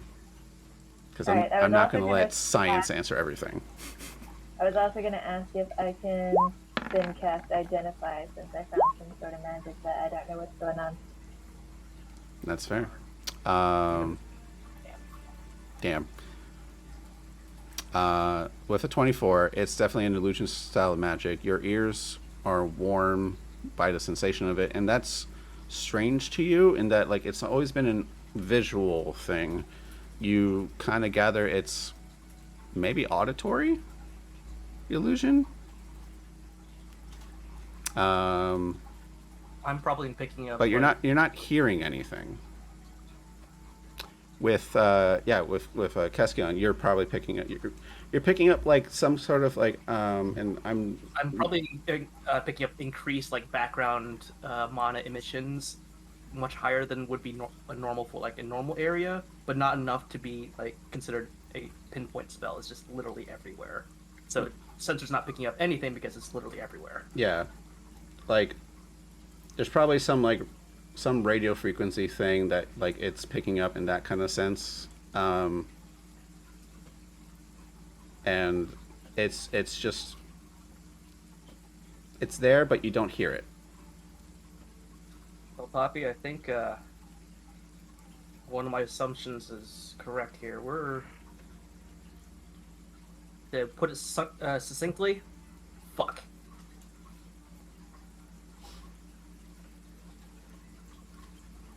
So able to cast identify. When you as you're taking your time to cast identify, it's not a known magical effect. Nothing like it's not some sort of spell. It's not some enchantment placed across the room. Identify doesn't give you an answer. See some weird magic. Mm-hmm. Feeling that there's a veneer of an illusion, maybe some sort of mass memory effect. It looks like the marshal was also confused about the possibility of a Mrs. Townmaster. I mean, Yeah. I'd be confused too about that guy getting married, but if even the marshal's confused, like, huh. Yeah, it seems like some sort of magical effect, but not cast by magic, because I feel like my identify would have worked then, so maybe some effect of some sort of creatures, like Creatures. supernatural thingy. When I don't know, my head thinks of like sirens that make you see shit. when Tom gets back, we sent him off. Marshall, you sent him off to alert the town guard to like get people get the preparations in order. Why are you guys slacking and all that, right? Right, and to report back if there's anything strange, basically. Got it. When Tom gets back, all sweating head to foot, he's like, "I've informed the guards, and we're knocking on doors looking for volunteers to get preparations in order, Marshal, sir, and Townmaster, and Lady Lucia Cronin, and Master Sildar, and Tom, just calm down here. Take a cup of coffee. You're good. It's all right. You did a good job, buddy. Thank you. You can have a participation award. So, with that, Marshal, your orders have been fulfilled, and the townmaster now looks at him and is like, "All right," and he picks up his coffee, chucks it for him. He's like, "No need for that for you," and he's like, "All right, we have some serious paperwork to do. Lady Lucia, we will have your reports at dinner in say 2 hours' time." And Townmaster, just relax a little bit. It's supposed to be a happy occasion, correct? Yes, please relax. Your fidgeting Do try. voice is worrying. I think your Discord's frozen. Is it frozen? I can see me moving. I see you frozen. I'm moving on my. Anyone hear Zoe? Nope, I see a frozen smirking face. Oh. I heard her like through your mic. Oh, there you are. She's moving again. All right, you're moving. Unmute yourself. Say again. Oh. Oh. All right, now you're good. I don't Remember what I said? So, like, all of this good. Lucia was just staring off blankly. Cool. Well, in 2 hours' time will be dinner. The Time Master and Tom are busy. You 5 head outs to rejoin your friends at the inn. Yeah. All right. I'm gonna look around the town. Like wandering off into the town. Pretty much. All right. Made them at dinner time. Okay. Anyone following, or are you going by yourself? If someone Would wants we to want to follow, it's fine. inform her? Because like Ferd and I are going after that couple of mystery and sadness. Yeah. We'll convene there. Yeah, they could probably see us leave. Okay. I'll send a lady with Irina. I mean, Lissa, All right. just in case she needs help. There's spectral fox As long hovers as around you. they're... How far away do I have? I think as long as they're in 100 feet of me, which they probably won't be, she can communicate with me. Probably not, but it can. If in case They it can does, also in case it come get does, us in if case it does anything a, happens. yeah, in case it gets dispelled, you would know. Cool, but it can provide the help action to Lisa for her reconnaissance and stuff. So Lisa, you split off. Lucia, Marshall, Gustav, Poppy, and Keskion, you exit the Town Master's Hall, are making your way towards the inn when you see a crying woman step out from the front doors. Her presumably husband coming up to like console her. She is like on her knees crying. At that point, we see Rorisa and Ferda step out in relative quick pursuit, but not like aggressively. So we see this scene happening. Before we get to that, I'm going to ask Lisa, what is your goal and what are you attempting to try to do? And then we'll get back to you. I'm mostly trying to see, like, he alerted the guard and they're trying to find volunteers. Are they actually finding any? Like, are there more people in the streets now? And like, I'm pretty sure we would have passed the miners' exchange. I don't know if it looked busy when we passed it or anything. Okay. If it's like a central hub kind of area, I would go back and check. Okay. Let's put your token on just like over one of the locations, and then we'll do like a quick reconnaissance of that spot. And we'll get to that in a second as you step off. So everybody else sees this commotion happening with this crying woman. What do you all do? Yeah, so as soon as like Poppy sees someone crying, she wants to comfort them. She's asking what's wrong, and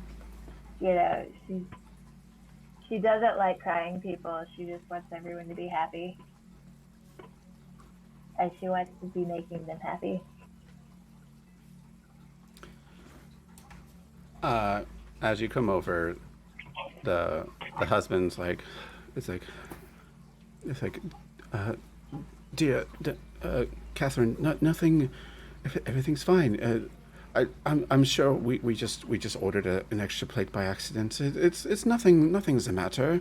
And the wife is just crying and saying like, no, I wouldn't do that.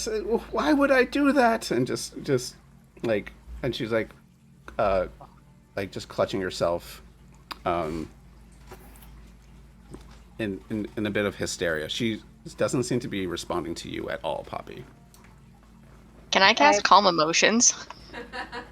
You have calm emotions? I have Calm Emotions. Fun. That sounds very much like the piece, yes. Marshall, can I also have you make me a... Let's call it a history check from you. Also, quick question, because I wanted to keep my detect magic up as we were leaving to see if like this illusionary stuff is like around the town as well as inside. And Oh yeah. So from Poppy and Keskion, as you like leave the townmaster's hall into his hallway, out his steps, out in the open of the town, it's the same readings and sensation the entire time.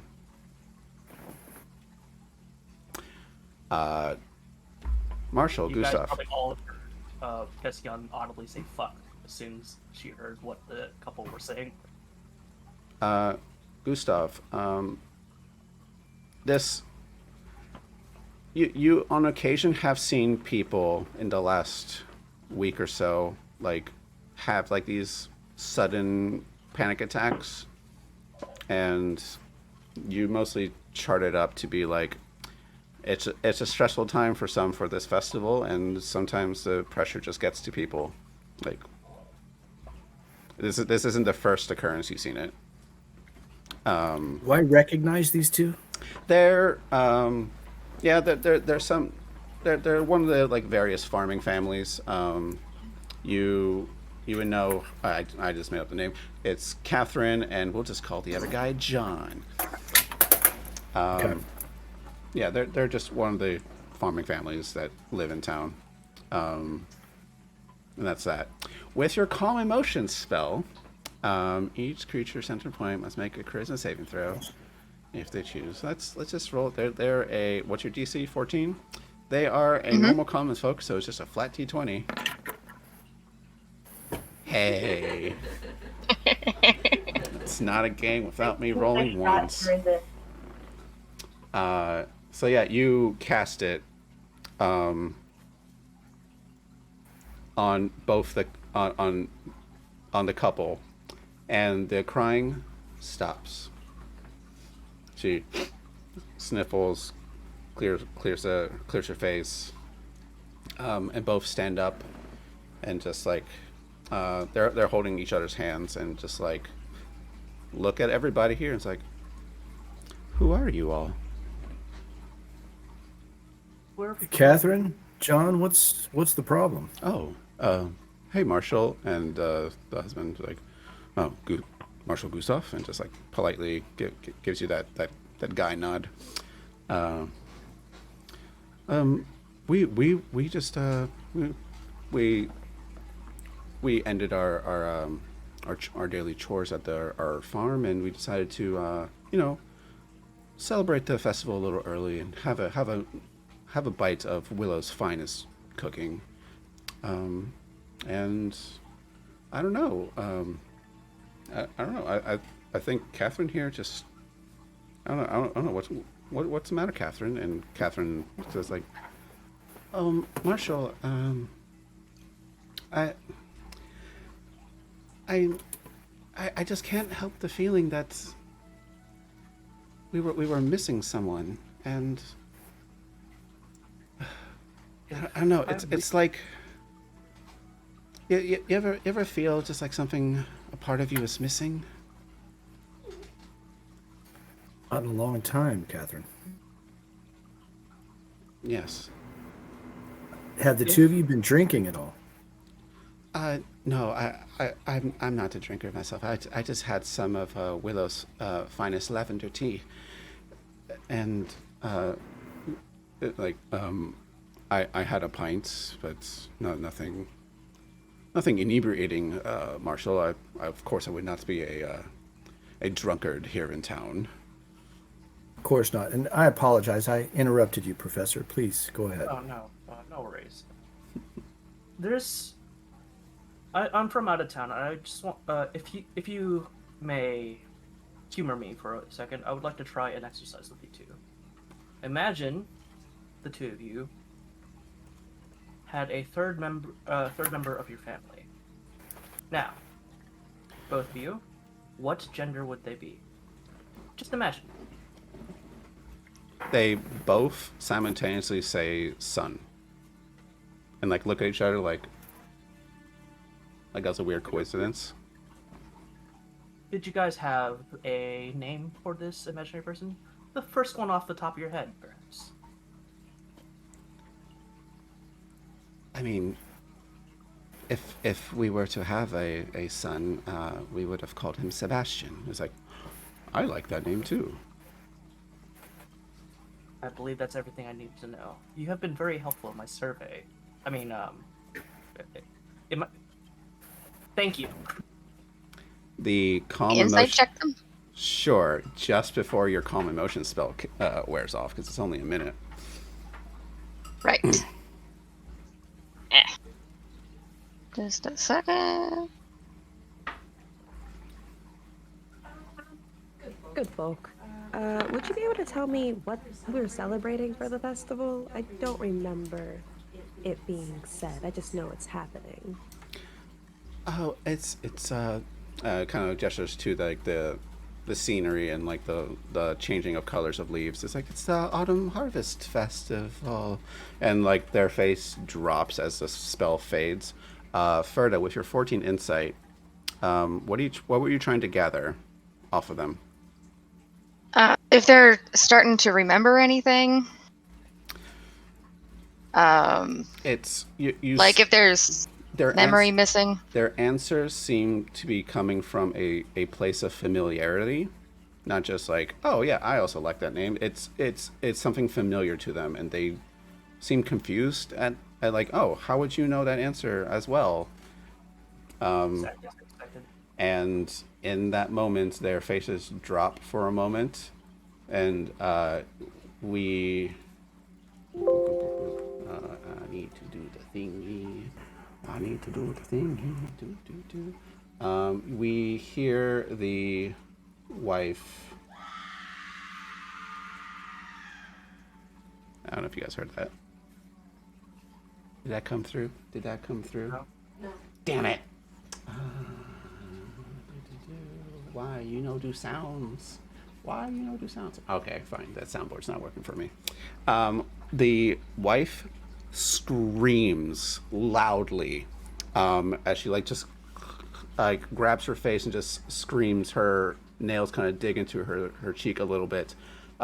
It's a scream that lasts a couple seconds, and then her fingers stop, and then she like, oh, I'm so sorry, and just kind of like hides her face in her clothing, and it's like, oh, I'm terribly sorry. She has a rash of some sort, and if you would kindly excuse us, we'll get her cleaned up. And they start like politely leaving. Yeah, they politely just bow and leave and just make their way towards their home. You guys picked up on that, but this is worse than I thought. Oh, hell yeah. Yeah, I think that, Marshall, I assume that they don't normally act like that, right? This is not normal behavior for the two of them, no. Pretty level-headed people. And I have a feeling that this is not just them, it's gonna be everyone in this town, including you, Sheriff. Or Marshall. Yeah, have you, I'm not saying that you're not sane, but something is clearly altering memories here. Or at least suppressing them. I spent enough time as an adventurer, as a young man, action? to have seen some strange things, so I know I'm not immune to any odd magical effects. The way you keep your pistols and the wear on them, I can definitely see that. Marshall, do you remember them having a son? Do I remember them having a son, Sergio? They've never had a son. Not in That my you recollection. remember. You're out of character. Sergio said to you, Marshall, Ed, that the town master never had a wife. Do you share that with the group? Yes, I would share that I don't recall the town master ever having a wife. But he's always had that ring, right? As far as I can tell, which is an odd thing. I just assumed he was mourning a long-lost wife from before I moved here. There's too many Have coincidences. you lived here? You said about 15, 20 years? Yeah, that's about right. Do you think, and In a second, I want to get to Considering- Lisa. Considering your position, do you think it'd be possible to look around the town master's home? Of course. If you ask it, I'll make sure it's done. I'd like to look around. I'm curious about a couple of things. And one last thing. Marshall, this is the letter that we received from the innkeep. You know her well. And I hand her the letter with circling the words that I noticed that were off, giving this a hidden message. As a seasoned adventurer like us, I believe that you might find this interesting as well.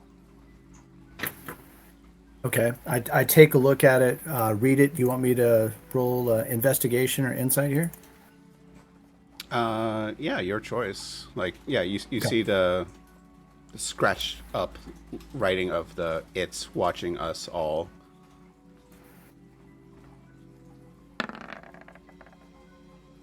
Mm, I mean, it's circled, so it's easy, right? yeah. We can consider the circling helping. It's like, oh, Okay. It's like, no, these letters. Like, oh, okay. Let's do another one here. Yeah, just sort of fun of it. There we go. There we go. There Sorry. is clearly a lot going on in this town, With and I have a feeling it might have to do with the harvest or the offerings. your Well, this does not look normal to me, no. Something is wrong. with your investigation, yeah, you've known Willow to reside in Fandalen probably the last 10 or so years. She doesn't live here permanently. She does like this is her like retreat home kind of deal. But she's friendly enough to anyone that pretty much everyone's like good friends with her by default. And yeah, like this scrawling of notes is very strange and very not her. And you have no idea why. And it just doesn't make sense. Lisa, you are going to the Miners Exchange. As you're there,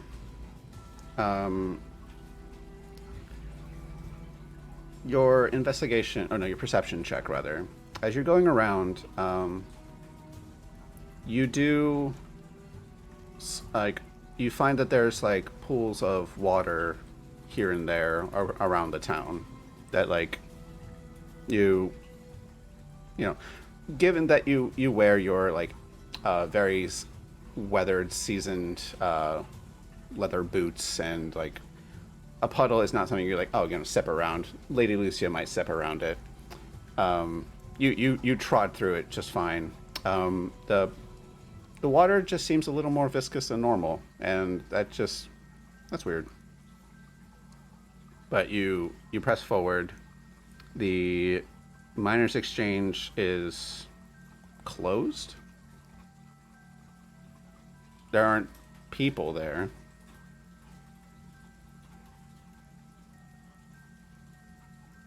Is there anything you want to pursue more in this area?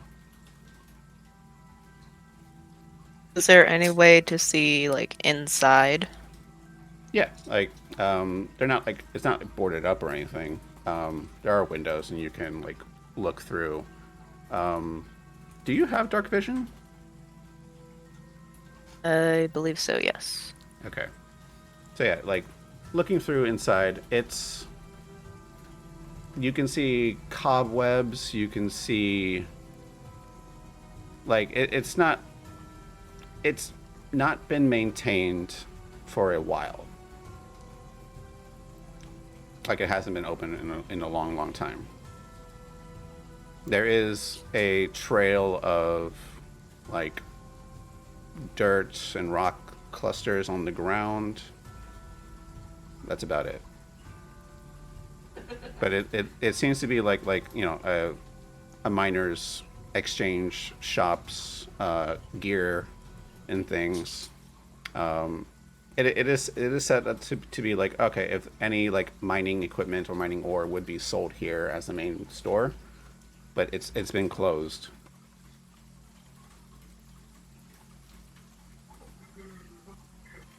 I don't suppose I'd be able to actually go inside. It's unlocked. That's strange. Yep, you open the door, duck around some cobwebs. There's the rubble on the ground of like dirt and rocks. You follow it. It goes behind the counter. There's a hole. Like just About- a hole, or like a hole about there's a ladder there. like a dug little tunnel that's about like 1 foot wide, and like this, yeah, the same watery substance is kind of like around the perimeter of it. Could I collect some of that? Sure. Also, I just want to say, like, obviously, Lady is trained. She like probably does like a little bark sound when she like notices something invisible. And then Oh she yeah, also because has a song she does Lady for is a reskinned Tressum. Tressum. Only the So, best like, she the best marks familiar. something for invisibility, and then like she does something else for like, oh yeah, there's definitely poison there. Be careful. So Tressums detect invisible creatures and can detect poison, right? Mhm. Okay. That's why when Tetsuyan trips over something, I'm like, does Lady see anything? 'Cause she can see stuff that we can't.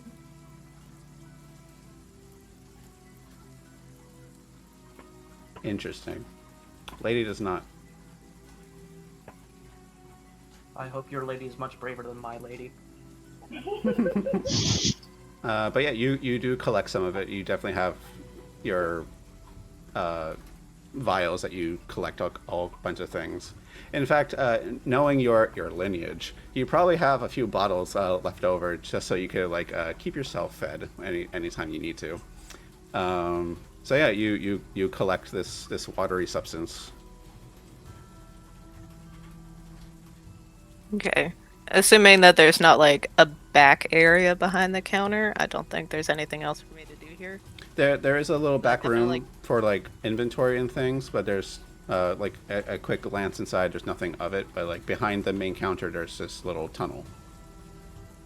Yeah, I definitely can't fit down there. I don't suppose I could send Lady down there. Yeah, Lady She will. will follow command. Mm-hmm. Lady will go. She's a smart boss. Just ask her to check it out. Okay. Not that she can communicate with you. No, but she understands the command. Like, go check it out. Lady goes down. Yeah. You wait 2 minutes, 5 minutes. It's been 10 minutes. Lady doesn't return. Poppy, a few minutes ago, you sense that Lady has poofed.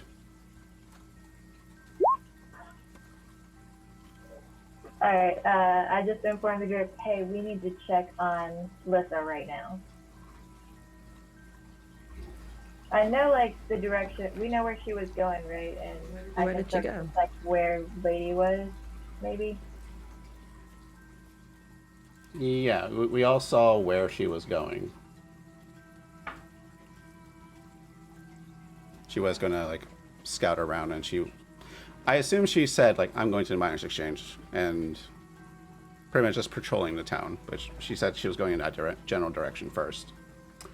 Alright, we need to go check on her. Lady Cronin, it falls under my official duties. I'm happy to go if you don't want to trouble yourself. If any of you want to accompany me, you're more than welcome to do so. No, my I think I will familiar, follow. She My is our familiar- friend. yeah, my familiar just pooped, so, something's going on wherever she is. I appreciate that. You can lead the way. You can lead the way. Of course. follow behind. As he stands up, you see him kind of open the duster a little bit and just reflexively loosen his revolver in his holster, and he walks out purposefully. Haven't seen a piece like that in a while.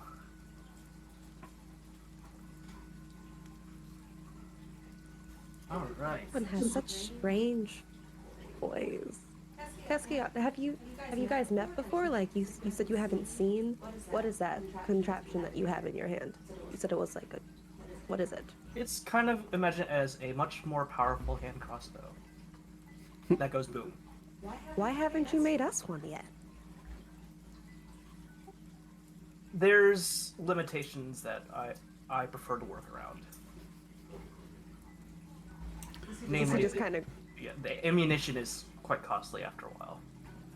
Lucy just kind of pouts like, fine.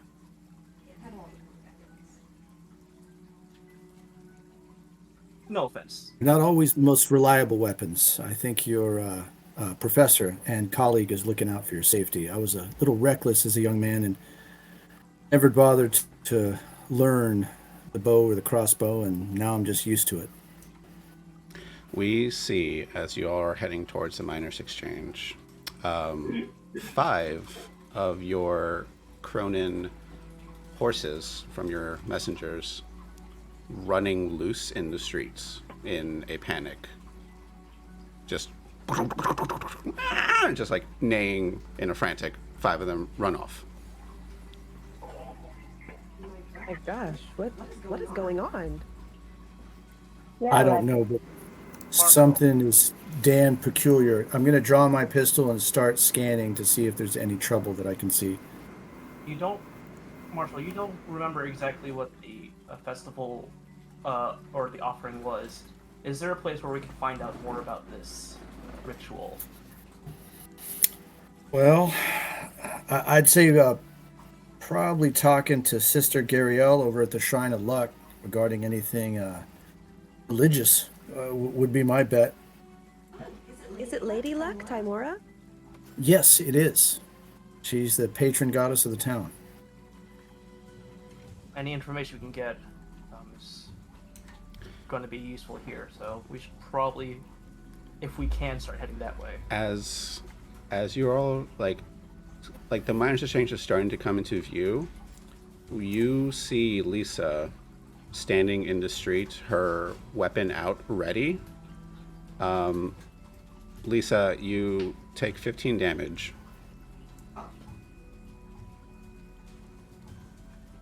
Disrespectful. Where'd it come from? Do we see her get hurt? No. At all? You come into the street. Lisa is in the street, a little wounded from something. Like she's like breathing heavy, like she just came out of a fight. Lisa, you're in the street, and you don't know why something hurts you.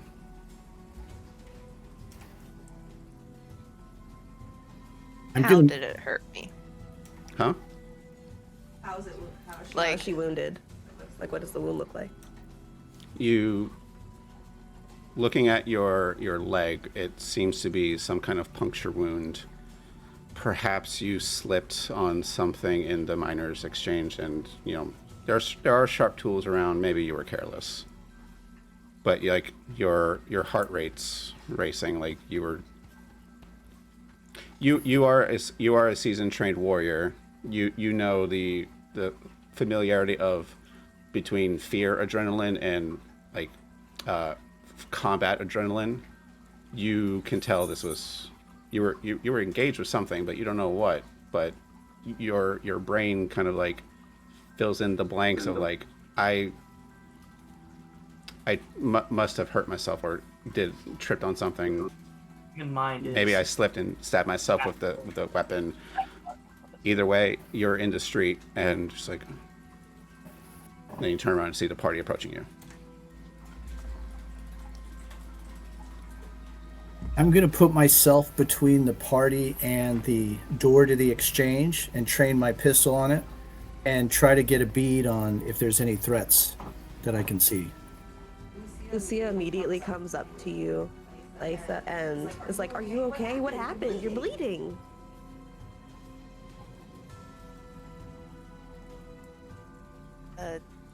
Yeah, I must have run into something in there. You don't feel like you ran into something. How are you on shore? You're normally so like on top of things. Like, did you hit something? Like, was there like a gas? Did you like run? What happened? Gustav, what were you looking for? I am looking in that door to see if I can perceive any threats. That's what the perception check was for.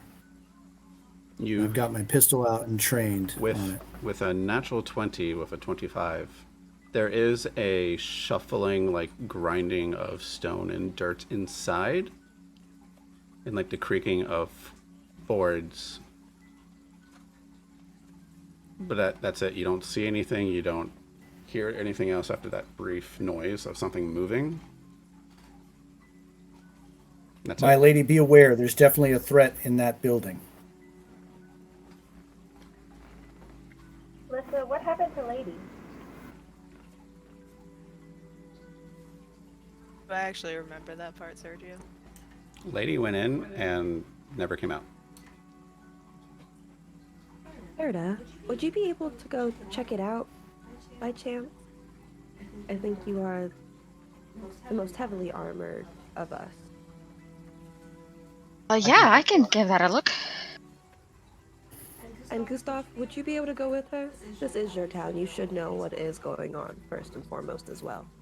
Absolutely. I was going to insist, but I didn't want to be rude, my lady. I appreciate your decorum. It's morphin time. Marisa, would you be able to heal Lysa by chance? I want to take a quick moment here to. So, Cascade says it's morphin time.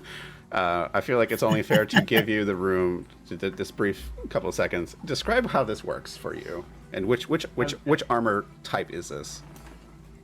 I'm calling out Zweihander mode, which will be the Guardian mode.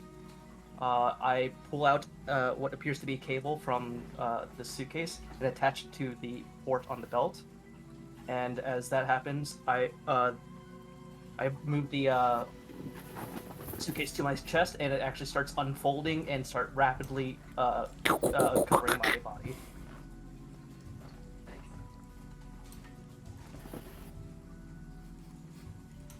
That's something you don't see every day. I'm always amazed by that transformation. I want one, but I don't know what I'd do with it. Ferda can probably only imagine how much that armor pinches. While people are investigating, I want to start ritual casting to bring Lady back. All right. So, what is the SWAT team formation attack on the Miners Exchange? I'm going to confer with Ferda. Ferda, how do you want to handle this? Do you want me to go in first? Do you want to go in side by side? A little bit of a glow. So it might be better if you go first to kind of like cover a little bit of that. Absolutely. Not the best place to shine.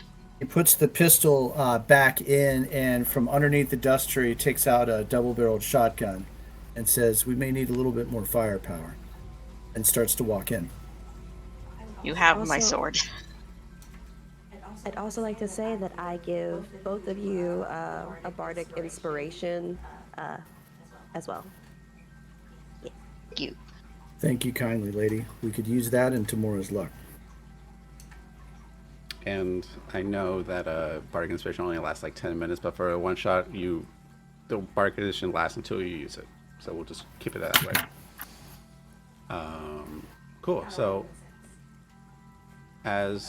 you didn't need to roll it right away.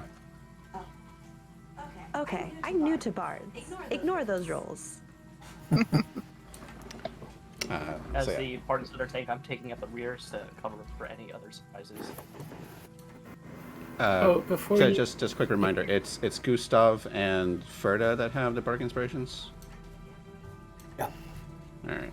I'm just gonna give them a proper little purple little marker on them so we know. Alright. Real quick, before they go in, I'm going to also give them Emboldening Bond to the three. and tell them, How does that look like? stay with me.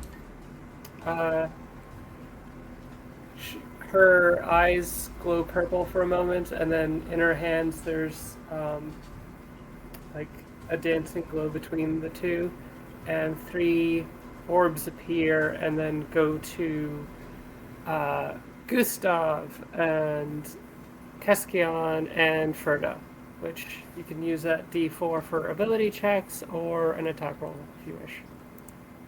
But you have to stay close together, so within 30 feet of each other. Very Thank useful. you. Thank you. All right. So, Well, shall we? Gustav, Ferda, We and shall. Keskion. All right. I've got the shotgun leveled, and I'm going in. Sorry, Jace. It's Ferda, Gustav, and Keskion. Correct. All right, just so I can mark them properly. We'll make it blue, because you're blue. If I was green, I would die. That's Ferda. Cause I cupcake. Ferda will die. And listen, you're getting the good berries.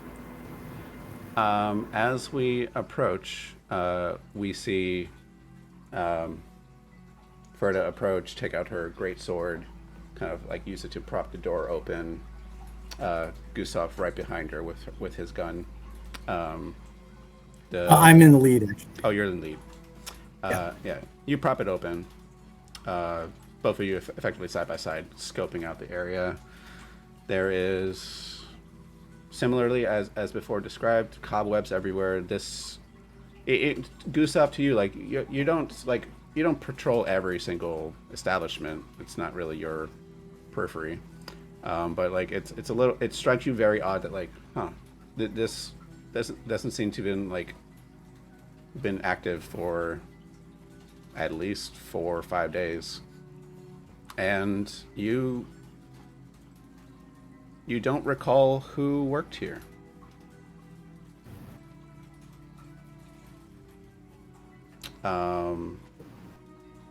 As the two of you step in, everyone else can also follow suit if they wish to.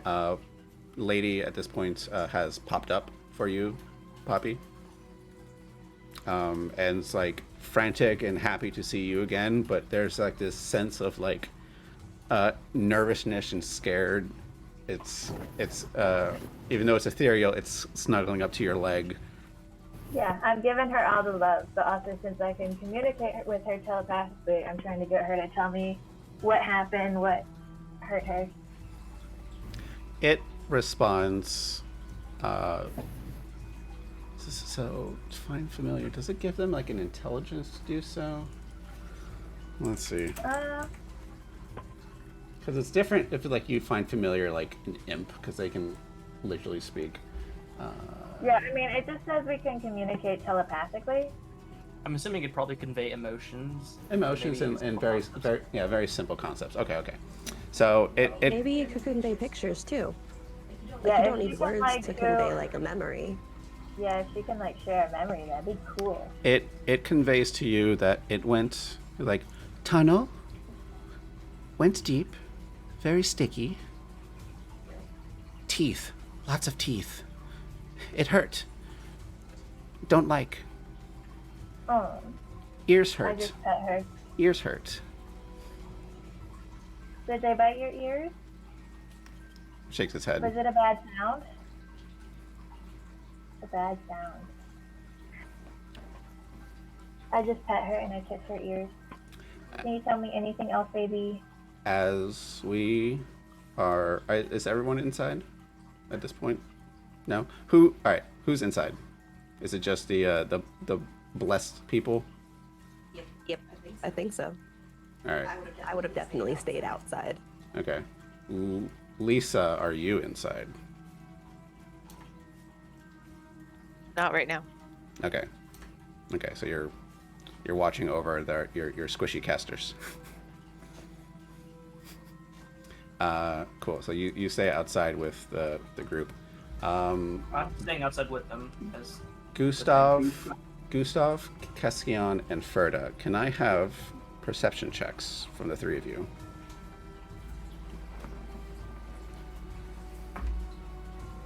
Hey, before they're out of range, I do want to convey the message of look out for lots of teeth and loud noise. Oh damn. Oh damn. Oh damn. You guys see everything.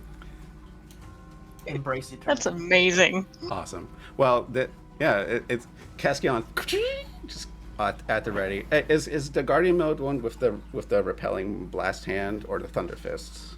It's the Thunder Fists. Okay, so you're your arms just cock themselves. So you're like at the ready next to Ferda, who has just a little more reach than you, and following behind, because still a ranged weapon, just gun at the ready. It's the whole squad team formation, hand signaling to each other. We see the little tunnel that Lisa described, and it's bigger. It's a good like 3 feet wide, like freshly dug, and just by the size of that and the destruction into the floorboards and how deep it goes, Marshall, you're like, okay, this is what made that sound earlier. But what really like seems weird to the three of you is, as you're looking from the inside, one of the windows is fogged up.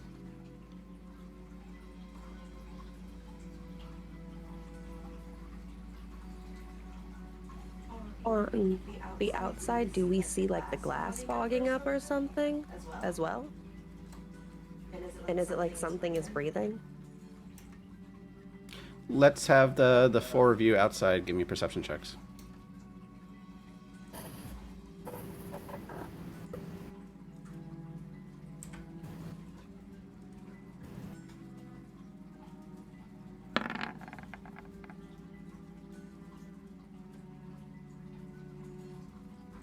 I used to be good at this. You used to be. You traded your combat expertise for fancy magical girl magic. I feel like you're a little bit more worried about Lady, like, because her distressing. Can Lady do a perception check? Yeah, Lady can absolutely give a perception check. Lady can also like give the help action to somebody. No, she has a +5 to perception, so I'd rather her do it. Lady is a new poppy.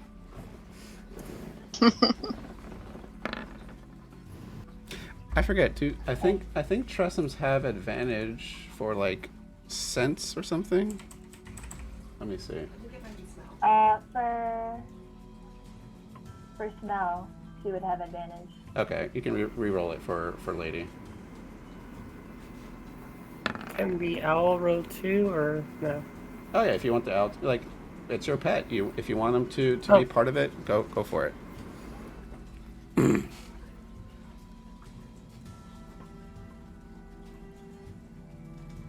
But yeah, the three of you inside see one of the windows. One of the, like, there's probably like 6 windows around. 2 windows in front, 2 on the side, on each side. None on the back door.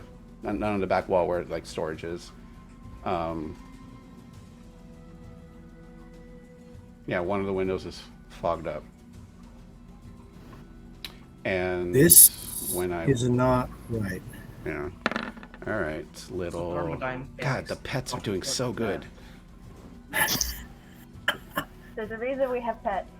Yeah, so the squishy casters and Lisa, who are outside, like mostly worrying about like, all right, your friends just went inside. Your attention's on the front door, just like waiting to see if like something happens so you guys can rush in to help. Your 2 pets, we see that Lady is kind of like scratching at their ear like annoyingly, like if like a pet has like an ear infection or something, they kind of like rub it. And they're like they're Lady seems distressed by it. Hootie similarly is like kind of like very anxious and nervous and kind of like flapping around on your staff, facing somewhere up. I want to do the thing where, like, I look through her eyes, whatever, get her senses from her so I can hear whatever she's hearing. Okay.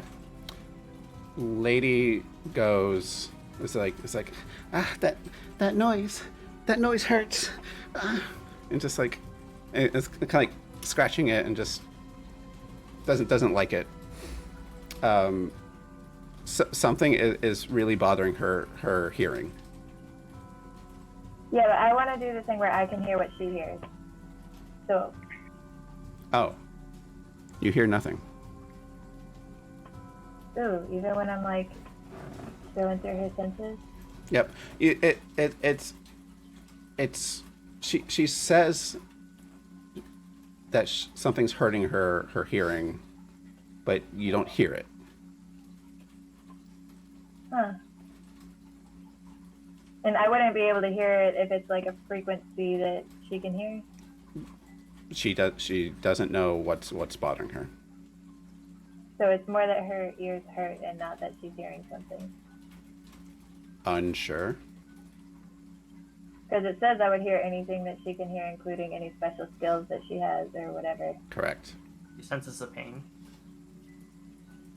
I don't think I would sense her pain. I would say with this effect, like, yeah, you're in sync with her feelings as well. She is sensing some kind of very auditory discomfort, and it is bringing her pain. But with her senses, you don't hear what's giving her the pain. Okay.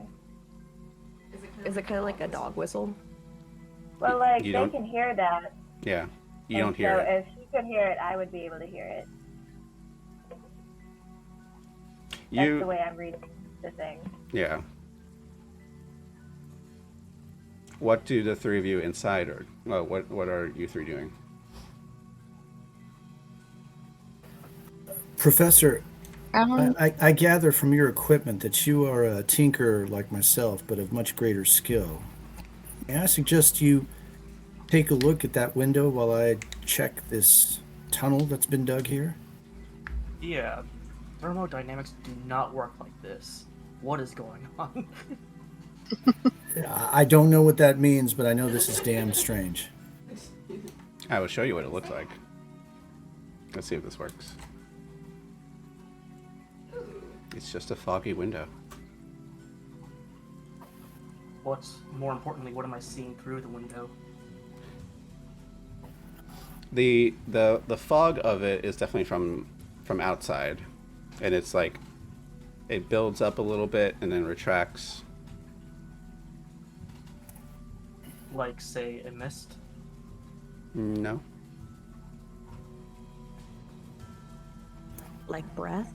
Is it breathing? Maybe. But I don't notice anything strange. Like, it doesn't look different from any other window. Like, through it, rather. Like, do I see a different version of the town through this window, perhaps? Let me look at your perceptions again. That's right, 23, 20, 20. The town does not look any different. It is just that there is some kind of fog on the outside of this one window.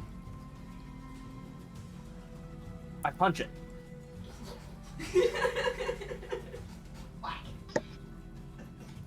Everyone outside sees a fist busts forth. Sir, what are you doing? Poppy, your familiar is like, please make it stop. Please make it stop. I feel bad for her, so I'm gonna dismiss her for right now, and I'll bring her back later. Okay. Right now, all we know is something is definitely going on. Since you're up close to the glass, Keskion, you can see that the glass window is slightly vibrating.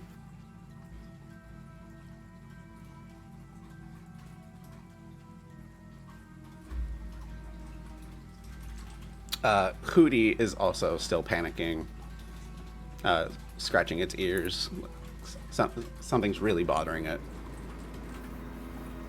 I whisper in it to fly to the guard shack. Like, get help. As you say that, you're like, go to the guard shack. Why? No one's there. I thought when we first entered the No town, one's there. and You have never no, mind. you would have no reason to send your out somewhere where there's no people. It's not truth accepted. Move on. That was one of the rules. That was a rule. What rule? I might correct you and say this is now a thing and this is now fact. Oh no! Move on.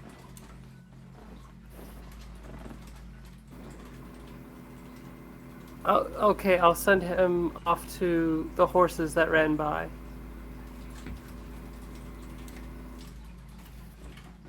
Okay.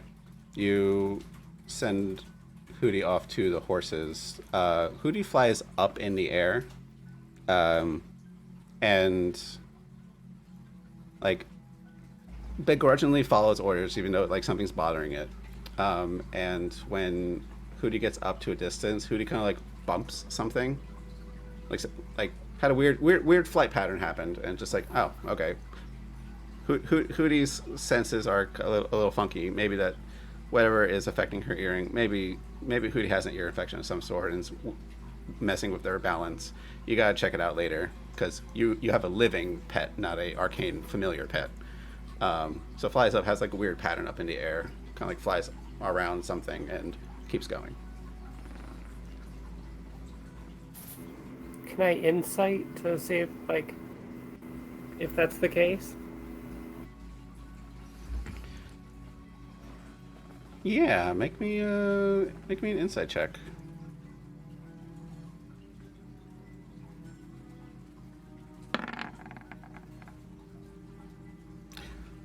As far as you know, Hootie is just acting weird because something's just bothering her, and well, don't know.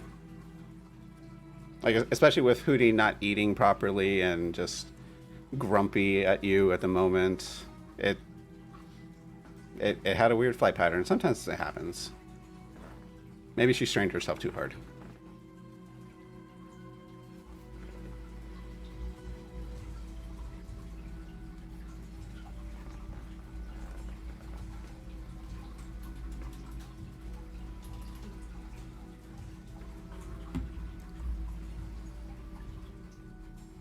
But yeah, Marshall, you're looking at this tunnel 3 feet wide. It goes down maybe a couple feet before it like curves a bit. You could definitely go in it. It'd be tight. You're not sure Ferda would be very comfortable in it. Can I see what dug the tunnel? Does it look like there's claw marks? Does this look like it was done with shovels? With your 8 investigation, which I assume that's what you were rolling it for. Yeah. Man, there must be some giant mole problem. It looks Professor, could it looks tunneled, like dug, like claws and such. Professor, could I trouble you for a look at this? Sometimes my eyes start to go. I'm a bit older than you are. You can use the glow of my armor. Yeah, Cool. sure. I'll They're take a look. just It's like, being Thank you, very Gordon. nice. I'm gonna ritual cast eyelid.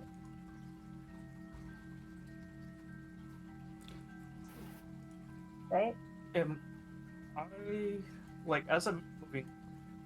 As the three of you are conversing and like trying to plan something out, Poppy, you going like, okay, something auditory was affecting this whole thing. Lady was like acting weird.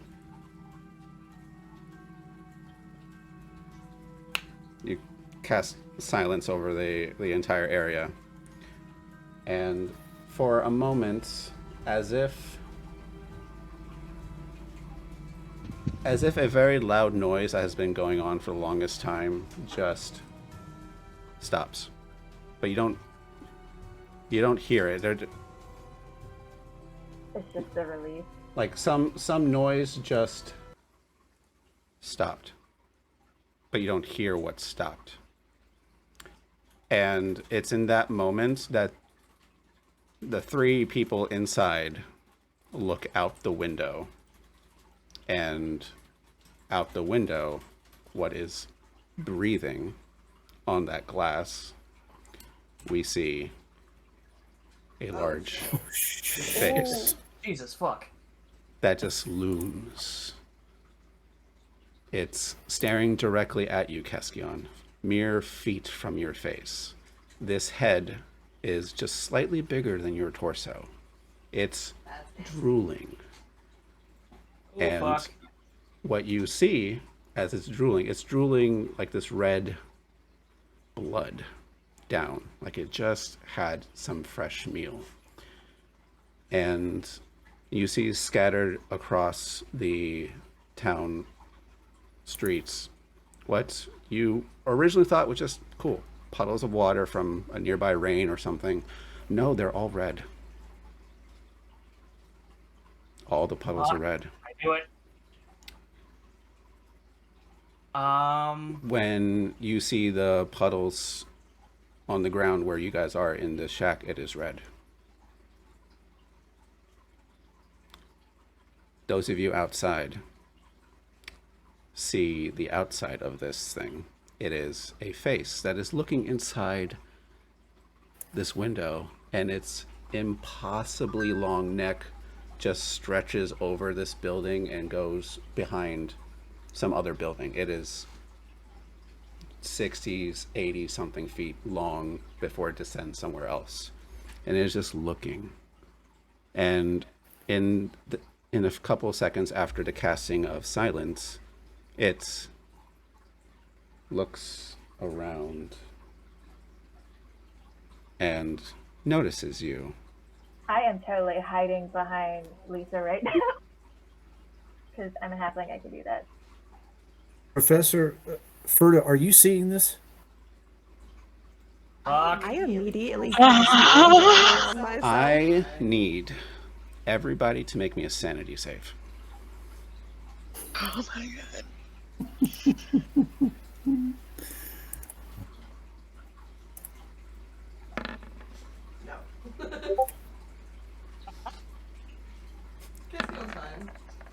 Science! Oh no. Science can explain everything. Yep. Just not yet. As the group of you stare at this creature, everyone who rolled above a 10 is fine. Below a 10, I'm going to go through the character sheets, but you effectively have a level of exhaustion as your Can mind. I use? Sorry, didn't mean to interrupt. Yeah, go ahead. Can you use what? Can I use the bardic inspiration or the bomb on this? Yeah, because like if you want to roll that d6, Lucia, can you please roll a d6 for roll your bardic inspiration for Gustav? Sweet. For a second, Gustav, your mind reels as, what the fuck is this face? And your Lucia's words to help you out, inspire you to like, I'm the fucking marshal of this town, and Lady Lucia is depending on me. So you stare at this face with their dark sunken eyes. In fact, you don't see eyes; it's just black pits. This massive human-like face, enormous teeth, this lashing red tongue. And for you, Gustav, here's a few little bit of information. You remember who worked here. You remember the town guards from before. You remember that this town used to be full of people. That couple that ran out from the inn, they did have a son. They must have run out, like, because something was just upsetting them. Like, why would they have 3 dinner plates set out? And that should have been very recent, and they were just struggling with that. Why? Townmaster was married. Her name was Issa, and they were happily married. And in that moment,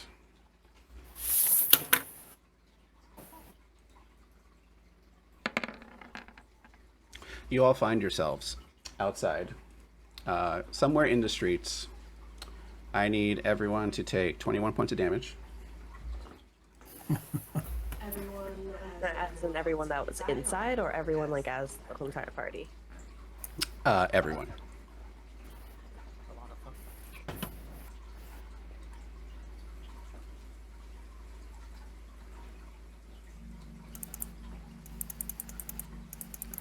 As you all find yourselves outside, breathing heavy,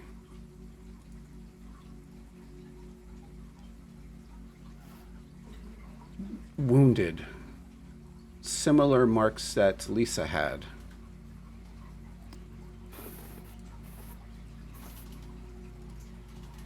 And I'm going to say for you spellcasters, lose 3 levels worth of spell slots. Your choice, however you want to mark it off.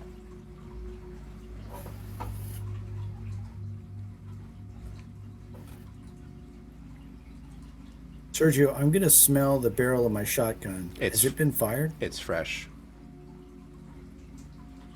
Can I take away my sorcery points instead of my spell slot? As long as whatever equates to 3 levels worth of spell slots, then yes. So I think you would have to use all your sorcery points to get 1 spell slot off, and then you have to mark off 2 levels worth more. I thought I'd spend 1 sorcery point to create a spell slot. So that would be 1 spell. It's 2 points for 1 level spell, 3 points for a 2nd level spell. I think that's how that works. I will double check.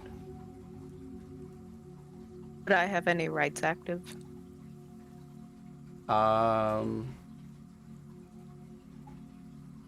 True, you don't do spells. Let's see, I'm gonna go to you in a second. I'm gonna look, let me look at your character sheet real quick, Zoe. So, flexible casting. Yeah, it costs 2 sorcery points to create a 1st level slot.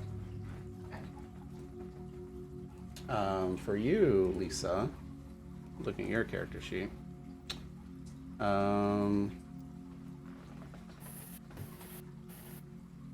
you get your blood maledics back on a...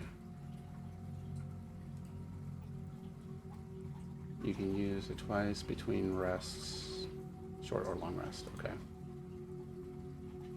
You used 1 of your blood maledics.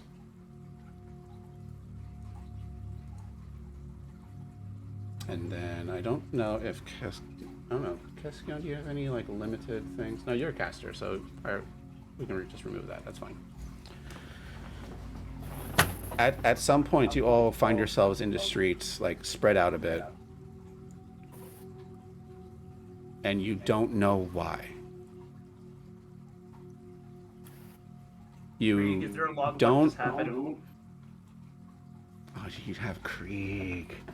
You have Krieg. Fucking AI. So, yeah. Just to be clear, town guards at the point, don't know them. Don't know the townmaster's wife. Don't know about that kid. Especially don't know that monster thing that showed up out in the window. So you all look around and just like, what happened? You guys must have sparred each other or something. There's pools of water everywhere. And your own blood. You feel your magical resources a little expended. Krieg will speak up. Your internal AI in your suit, which will probably have told you that, like, let me find my my voice again for him. Cassian, your suit is damaged. Would you should repair it soon. Otherwise, I will not be of assistance. What happened?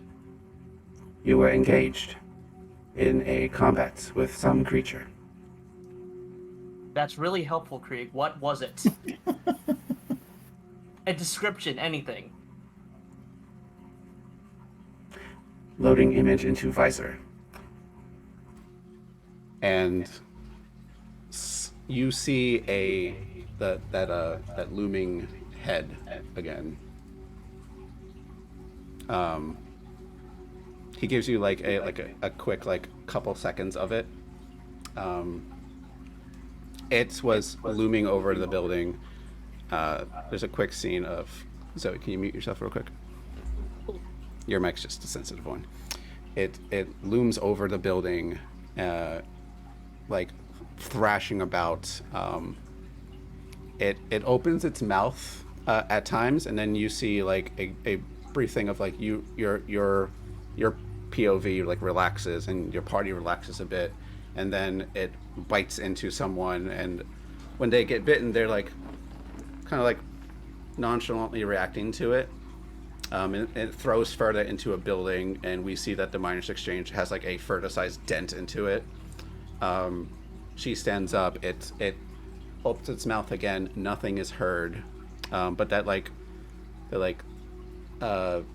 very like inaudible levels of audio can like click in just a little bit, but it's on you can't hear it. It just the little sensors like pop up a bit.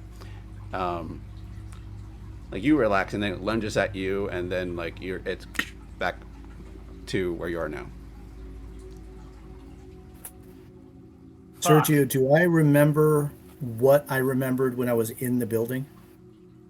You remember that you saw the tunnel, you looked out, saw the window. It got foggy, and it's just like, since looking at the foggy window and not what was behind the foggy window, you're not sure what happened. And that's the same for everybody. I am going to use my second wind, and just on a hunch, after I do that, I am going to take any spare pieces of cloth I have, wad them up, and put them in both ears and see if that has any effect.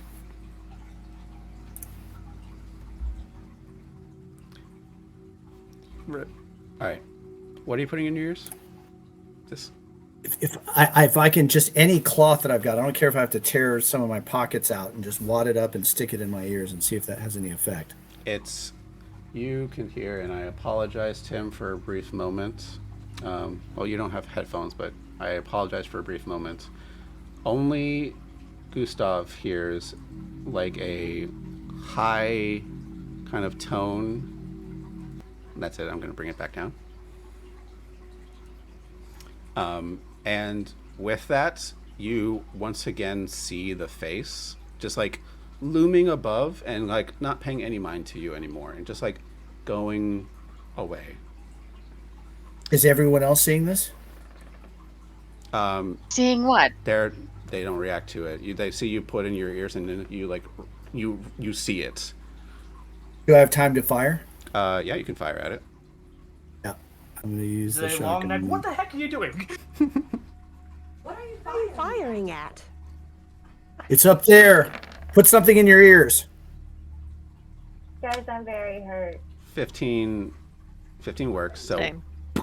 Yeah. Lucia and Poppy are very hurt. Okay, everyone gather around. I have prayer of healing. you fire. Oh, so this is a shotgun. So like I think impulsively you like rear back and fire at it, but like the spread shot of it just is too far for you to hit. Okay. And at that point, it looks back at you, opens its mouth, just like, and you can see like its large guttural neck just like vibrates towards you, and it's a faint like, and it sees that you're not reacting to it, and then just slithers off.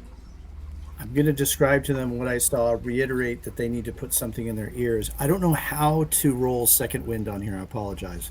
If I click it or... So yeah, I gave you I gave you like a ability thing under your attacks. Okay. So it should roll it for you, and then you'll have to manually bring up your healing. So you can click on second wind. Yes, you did. Oop. Thank you very much. Cool. And then just bring yourself up 13. Okay, thank you. You say that we need to like clog our ears. I immediately like shuffle into my bag and take out some like sealing wax that I use for letters, and I like start breaking off pieces and giving it to everybody so you can clog your ears. Okay, but Poppy is like shimmying over to Ferdinand. And I heal me, please. Yeah, heal Yes. us. Please come Everyone. and heal us. Okay. Me too. Everyone who needs a heal. Ouch. Everyone but Marshall, I guess. Okay, so Yeah, Marshall, why do you have so much if we gather in a circle, I will cast Prayer of Healing. Boop, de, beep, beep. While they're doing that, I'm going to reload do the that. shotgun, put it away, draw the pistol, and keep an eye out above us. What's the range for a shotgun? Like what? Good 40, question. 40 feet, 50 feet? How far away is this thing, and It's- why didn't it like take all of the buckshot? Shotgun How far away is first range is within 15 feet because it's a short cone effect, effectively. Oh. And then far range is up to 60 feet. Then it falls off. So it's further than 60 feet away. Yes. Okay. We all get 11. Yes. Everyone but Marshall. Lucia just hugs you. Thank you. Thank you. Yeah, Poppy too. Like, man, Oh, Like, and vomit. there's also prestidigitationing just to like clean everybody up because we look like shit. Lucia has vomited. So sorry. If there's any damage to my suit, I'm just using mending on my suit. We need to find Willow. Her magic would be useful at this time. So, Sergio, with the description that Castian and Marshall provide of the monster, does anyone have any idea what it is? I pull up the image on my tricorder and show it to everyone. Okay, now that we've seen it, does anyone know what it is? Hell no. Arcana, history, religion, any of these intelligence-based skill checks would suffice. Poppy likes reading. She reads books about lore and murder mysteries and Ooh. fun stuff. Hot damn. Hmm. Also, Lisa, you are a blood hunter. You have advantage on like aberrations and things,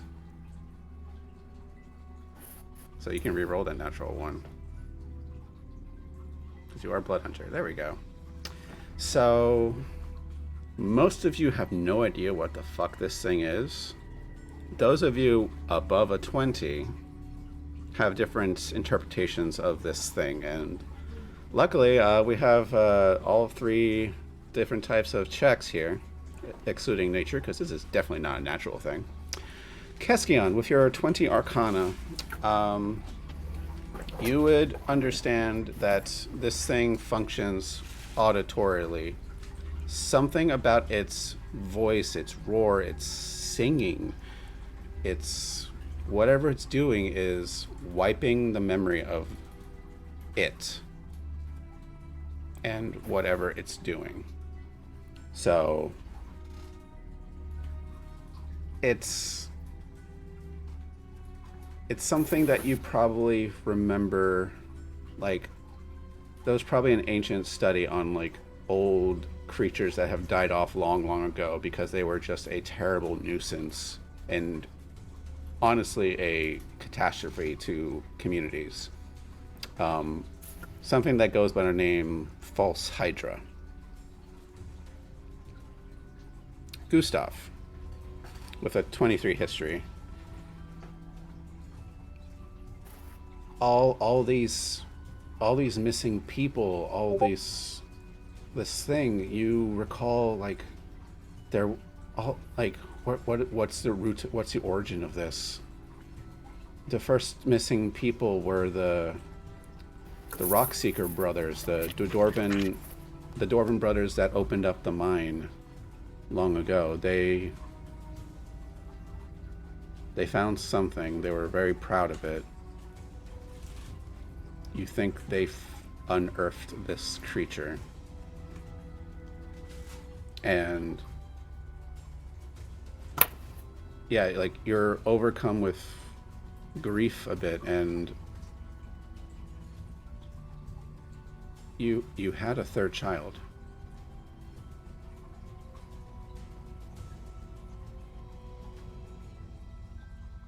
You open up your wallet. There's like a small like ink little picture thing for it because, you know, proud dad must have their family photos. And like, yeah, you flip through yours, your wife's, your 2 children, and then you see a third face that tears well up in your eyes.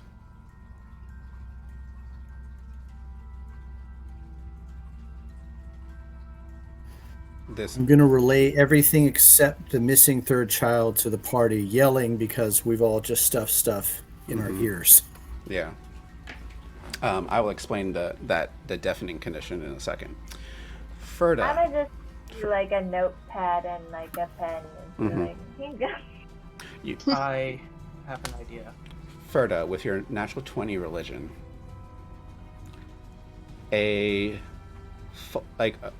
bouncing off of what Keskion has said, like false hydra. A false hydra is a aberration creature. It exists. This is more like a religious kind of folktale of sorts, that sometimes evil can manifest as a worm somewhere, and it will slowly wiggle its way through into society. It will consume and grow, and eventually it will learn that, oh, I'm a vulnerable little worm. And it learns that by singing,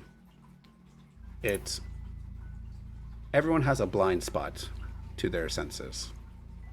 It learns that by singing, it can exist in your blind spots. Even if you face it directly, your mind fills in the blank to come up with a logical reason of what just happened. When you are all looking around, what you guys tripped on, you can tell it was probably it. The streets are littered with holes. Everyone who heard it was just unaware of what it was.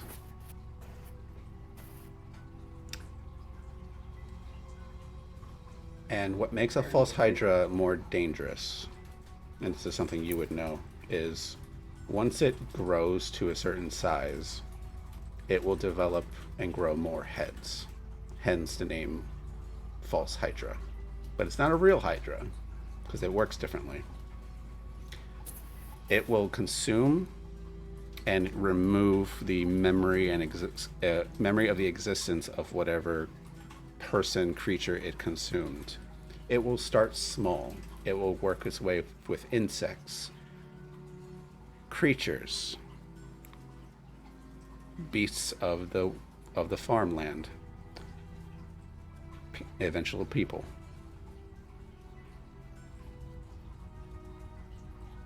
it will keep consuming and growing. Its hunger is never sated. As long as you hear its song, you are unaware and helpless to it.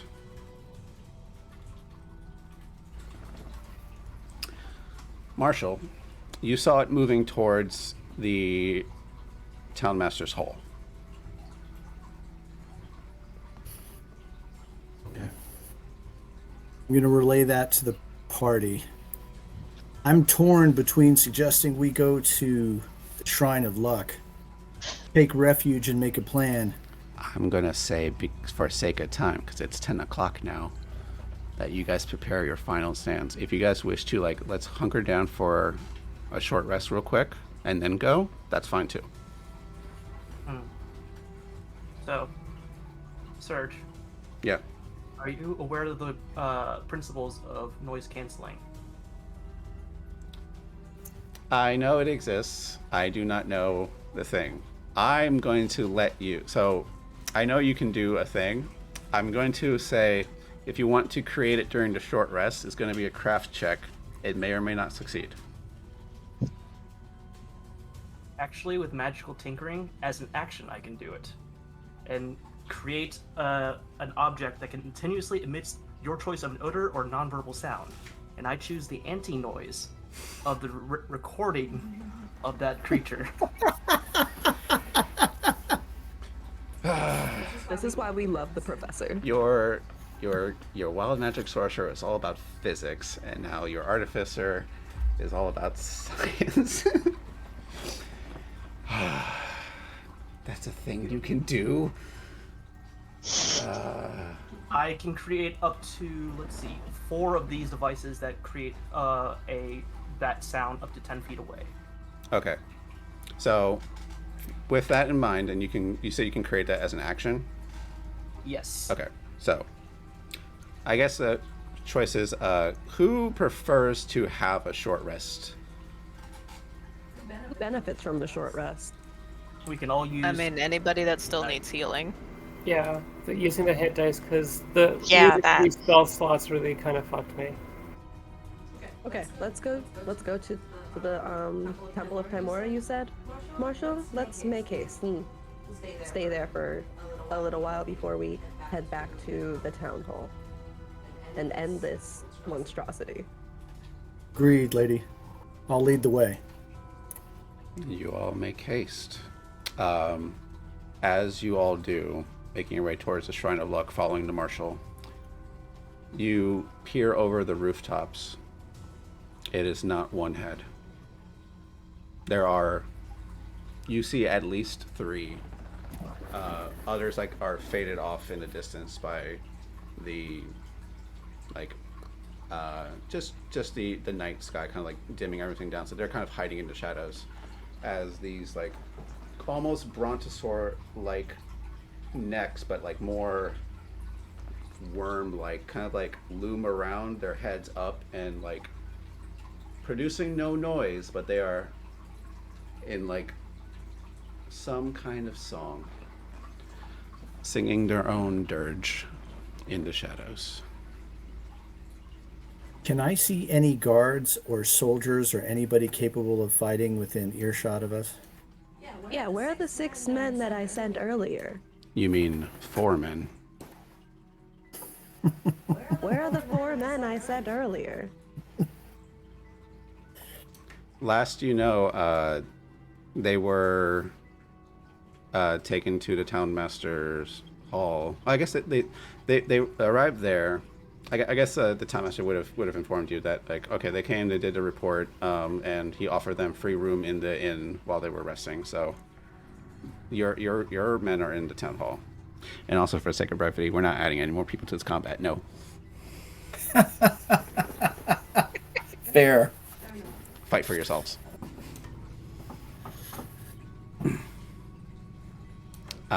You all make haste to the Shrine of Luck, which looks to be empty. You follow Marshall. Marshall, you still have the memory of Sister Garel. You're certain she's still alive, and you enter Everyone makes haste, bunkers down. I'm sure some people like keep watch on the door just to keep looking out. For the sake of brevity, you do find Sister Gorel. It's like a little like town church kind of deal. So like it's only like maybe a dozen pews and then that's it. This Fandalen isn't the most religious of towns, but you know some people do revere Lady Luck, especially for like a mining and prosperous kind of trade towns. Like, yeah, let's have a bountiful harvest. Let's have a bountiful mining. You look around for a while, kind of calling out her name to see if she'll respond, and I assume you all still have your ears plugged in. Oh yeah, on that note.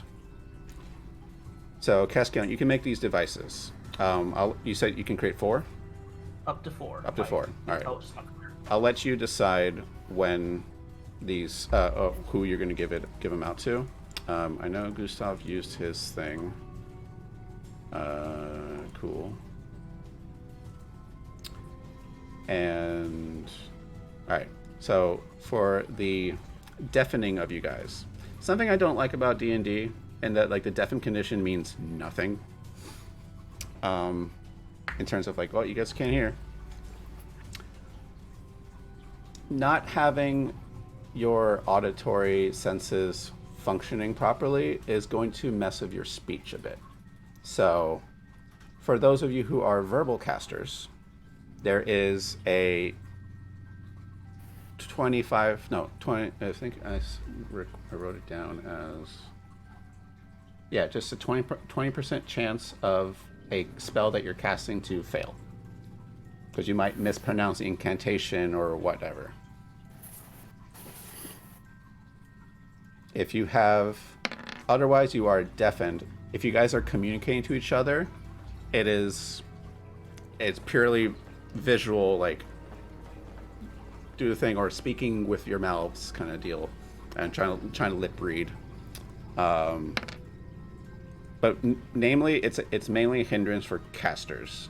If you like do that, I don't know if you guys have ever done like those weird things where you noise cancel yourself and just you try to speak. It's strange. Then if we had Castellan's like noise canceling invention, will we still be considered deafened, or does that just cancel out? I will lower it to 10%.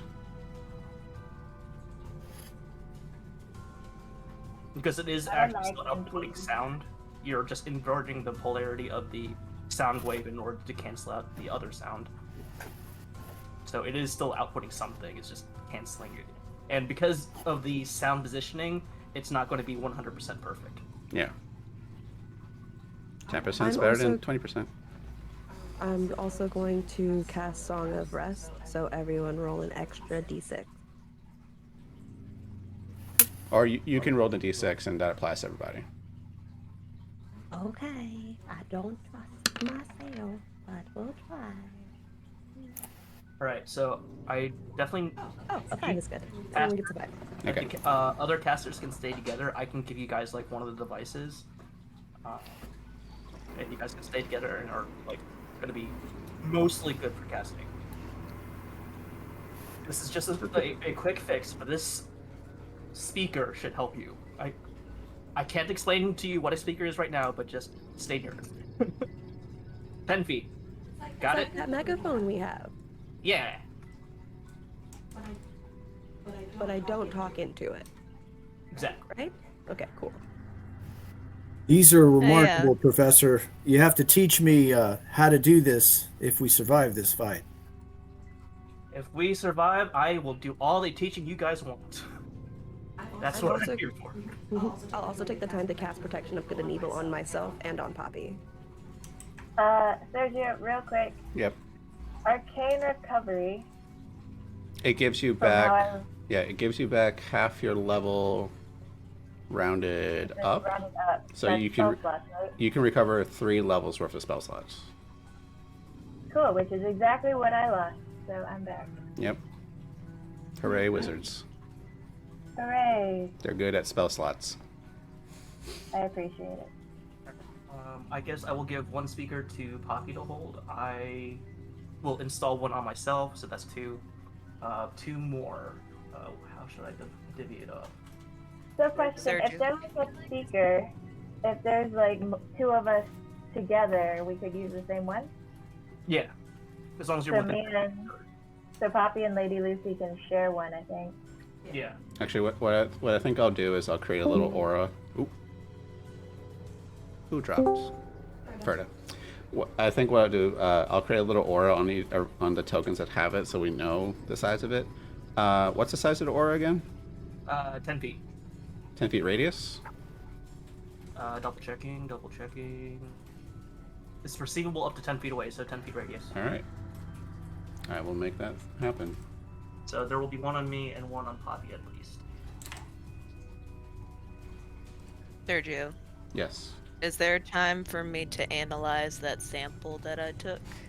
It's well with the as soon as you're deafened from the song, it's blood.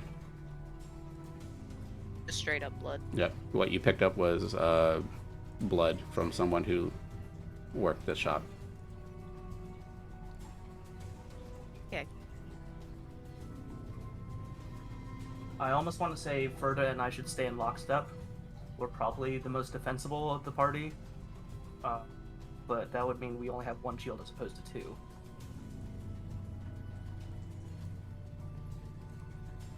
So Does that mean that is now a health potion for me? sure. You have now one blood health potion. Which, do you take it? Not right now. Okay, Like, I have enough hit dice for the short rest, got it. just in case. So, does everyone see the map currently? I see black. Ah, okay. Yeah, I see it. All right. Some of you don't have vision. Save. Anyone else not see?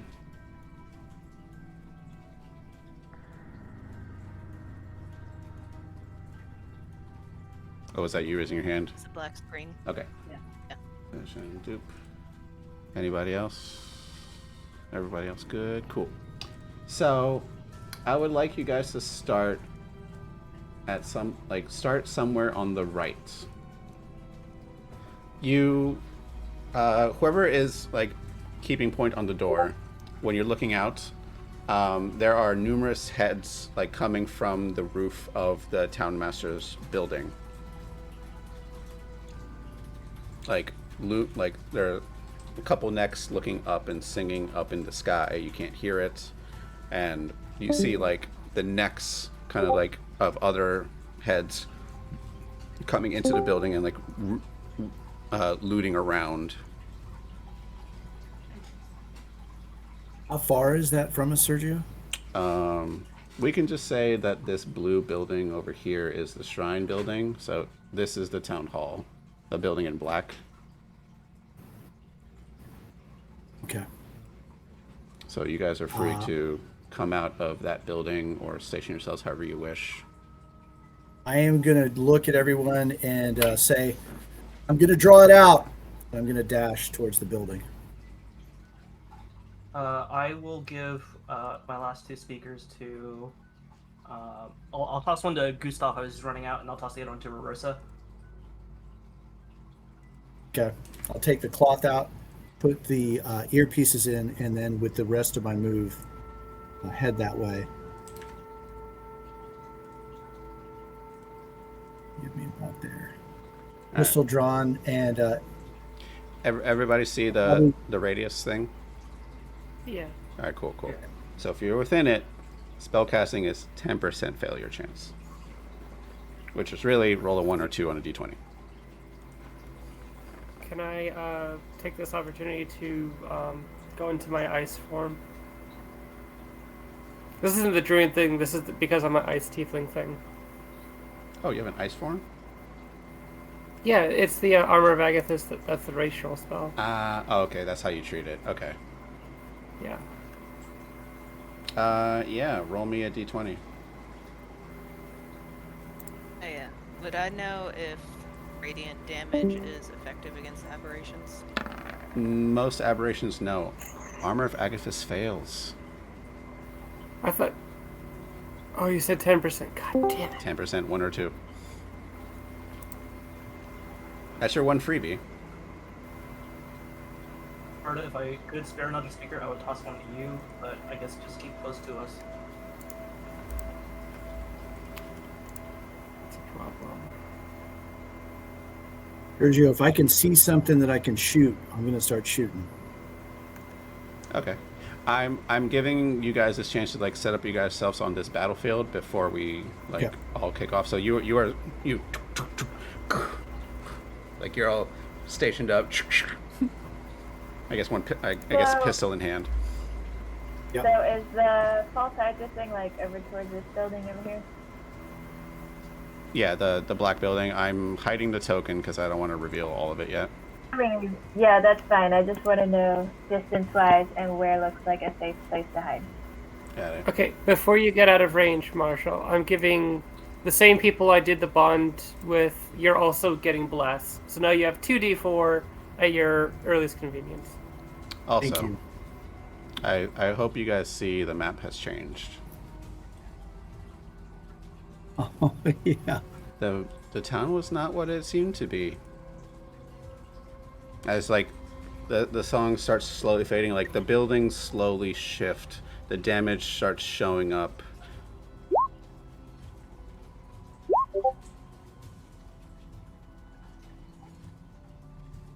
Oh, no.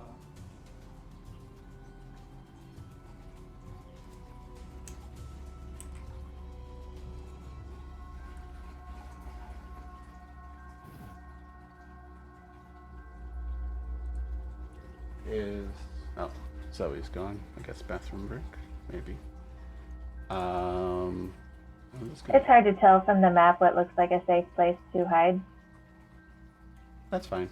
But would like this area over here have like some cover? Yeah, there's plenty of cover for someone your size. What about someone Lady Lucia's size? Because she will be hiding with me, I assume. Zoe's back. Zoe, come hide with me.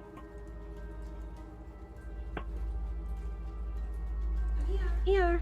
And I guess we're now assumed that Ferda's moving with me. I'm basically going to be like the next person that Yep. You guys let me know False Hydra when you guys are ready to go. meets after Gustav pulls them. Yeah, you guys can roll initiative right away, and then you guys can like decide when you guys are going to start.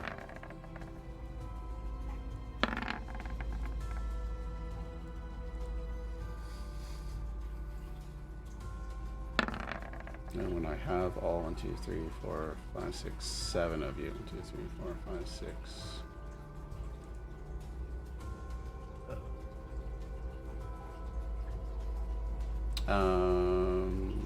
You have a 13. Yeah, and Marshall. Amy said that she needed to start computer, so. Got it.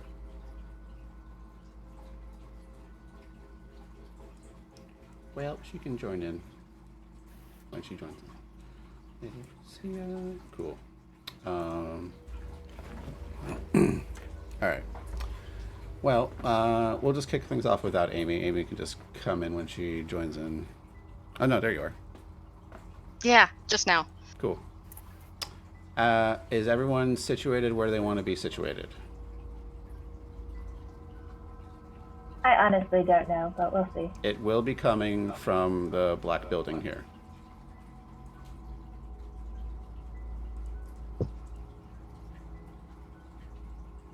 Yeah, that's.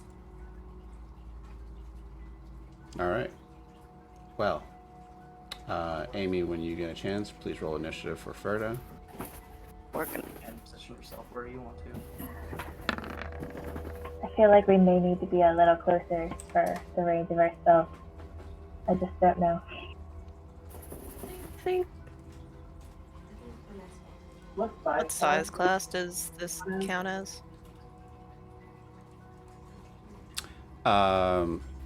Right now you just see multiple heads and mostly just necks pointed down. You don't see its body yet. I'm just saying, mechanically speaking, for things I might be able to do. Also, my spells are a I've- range of 120, so I don't think we need to get closer, per se.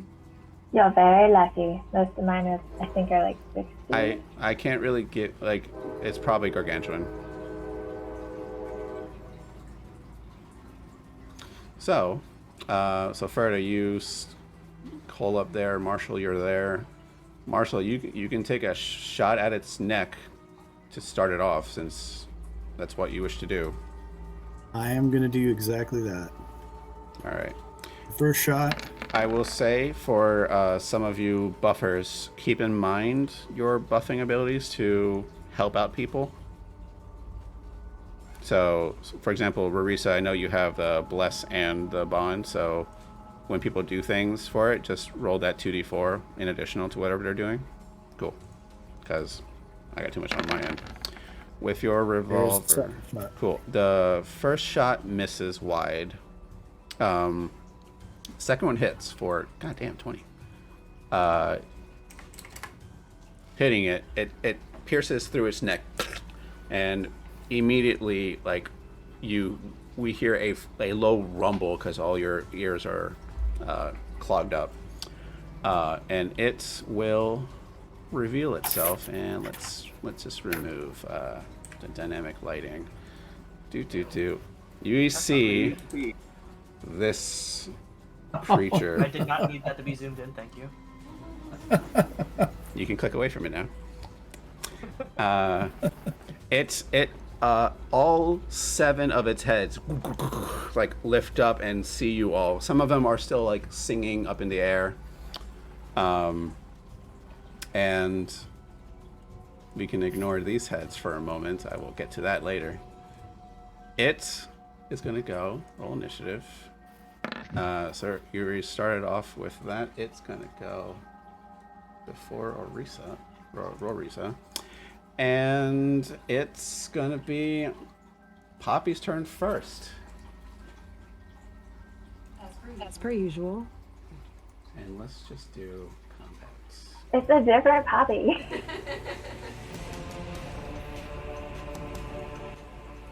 I'll tone that down a bit. So yeah, Poppy, you're up. Then Gustav, you're on deck.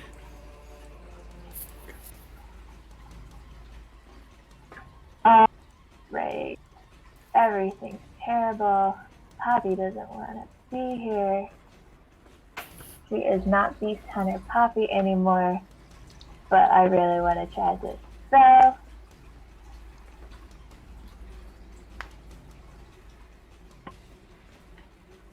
Now there's mischief. Cool. It goes off. Fill a 20-foot cube. So pretty much you engulf it. And then it needs to make a. Okay, so it's just affected. I'm just gonna make it give this little pink bubble to it. So it has this year's mischief to it. Roll a d4.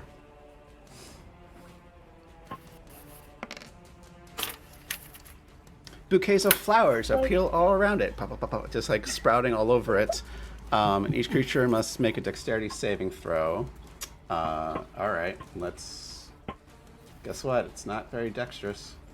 I rolled a 7. So as these flowers start appeared everywhere, like some of them look at each other, and these flowers, very cartoon-like, just start spraying water into the faces. This creature is blinded until the start of your next turn. Nice. Just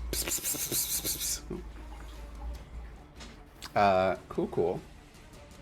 And I don't think I have anything for bonus actions, and I don't want to come out of my hiding spot, so I'm just like ducking behind all the stuff here and just shouting, "Go get him, guys!" All right, And Marshall. that's me.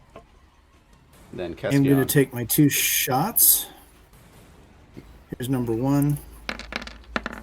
And here's number 2. Fucking great revolver shots. Also, make sure you mark off your ammo every time you do so. That's 4 shots down. Yep.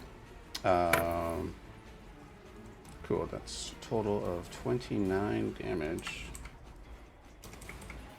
Am I getting a sense that this thing has any resistance? You the damage? it is this big pinky white fleshy creature. It is like shooting a large earthworm. Your bullets pierce through it easily. It really doesn't appear to be strong in any sense or tough. It's this big fleshy creature. And something that Ferda would have added on with her natural 20 about this creature is, like, because of its strength of the ability to hide away, it does that as a self-defense mechanism, because it's not a vicious predator that will attack things. It wants to hide and just eat on its own and just hide among. So it's not a strong combative creature. Its strength lies in the ability of, if you hear it, you don't know it's there. Okay. And since you all took preparations for it, that's that. All right, cool. That's your turn. Keskion, then Lucia. God's Artificer is fucking amazing. Right? Alright, let's see here. I think because this is doing a sound thing, and it doesn't do any other thing. Oh, I'll do it anyways. I'm going to pull out a small spear, click it on, and I'm going to run up and throw it into the building. So it's...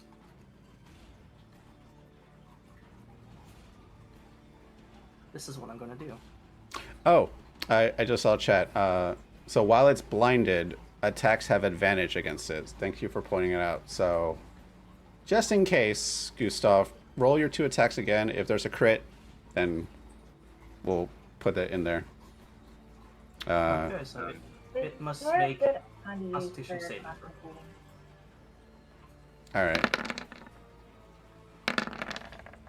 Fucking 28.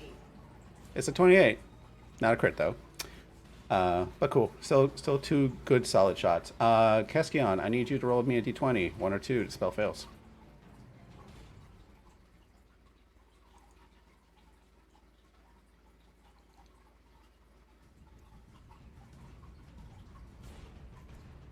You're good. So you throw a shatter at it. Yep, a small little grenade that detonates and creates a loud crack. Constitution saving throw. All right. This also damages the building that it's in. Yep. It fails. It is not very Constitution based. 3d8 thunder damage on a fail. Yeah, the building's gonna break around. Oh, you're throwing it in it. That's right. No damage. Hazards. Falling buildings. Beam. Let's call it. All right. What is the intention you're trying to do with this large concussive grenade? So just like how we can't really make the sounds that we want from our own mouths because we're deafened, I was hoping to affect its hearing with the shatter, as well as destroy the building around it to damage it, or at least trap it. Okay. Roll me. Obviously, there isn't really any sound deafening thing, but yeah. Definitely the collapsing the building around it to like pin it, so that's fine. Roll me your damage. Cool. 13 extra damage. And I'm gonna call it a strength save, just to be like, is it pinned by this thing? It rolled 21, so like part of the foundation does collapse on it a bit. It's pinned a bit, but its massive bulk is pushing through. Does it take any damage from the collapse or nah? Roll me an extra d8. Why not? Only because it's big old and tough. Ah. I tried. Yep, you tried. Is that your turn? Yep, that's it. All right, cool. Lady Lucia, then me. I see this thing from where I am at, and I just cast Guiding Bolt at it at 3rd level. And I get advantage. You do have advantage. It is blinded. How do I change the spell? It only says input value. There we go. Never mind. Boop. Aw. You do have Barissa's Bless, so Rarisa, roll a d4. Sorry. Rarisa has Bless on you, so please roll a d4.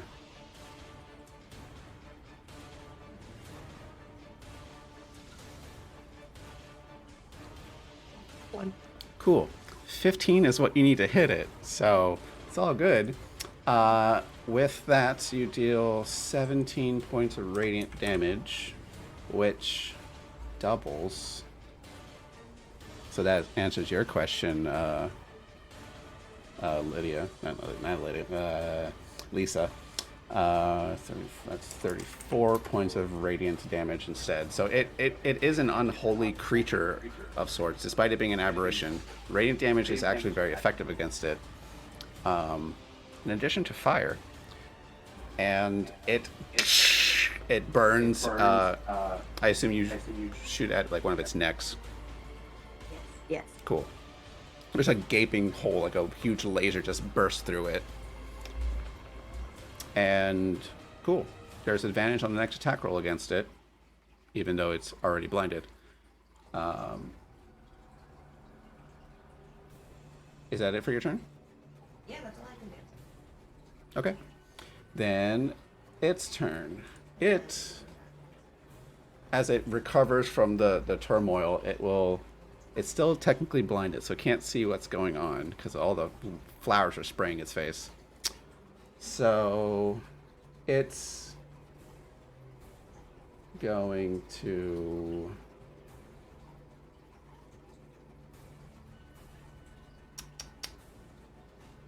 after taking damage, it can't see anybody. So it's going to just start going forward. Once it's just pushing through the rubble. And here's what's going to happen. I'm going to flip this guy to this side. Don't worry about that. This face is just going to stay there. This head is going to be there. This head is going to be there. This is there. This is there. This is here. Of course not. Happy Halloween. It's a good thing, like, we didn't even need the Wand of Smiles. Look how happy they are. Oh no.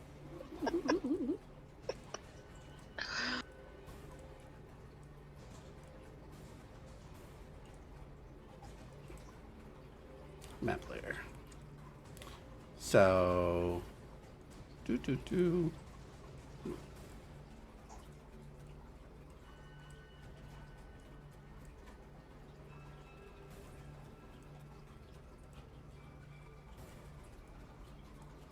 It's there, it's there, it's there, it's there, it's there.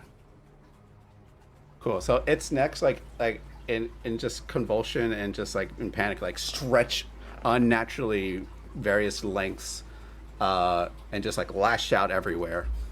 The necklines are considered impassable terrain unless you want to climb over it effectively. So it's creating walls effectively.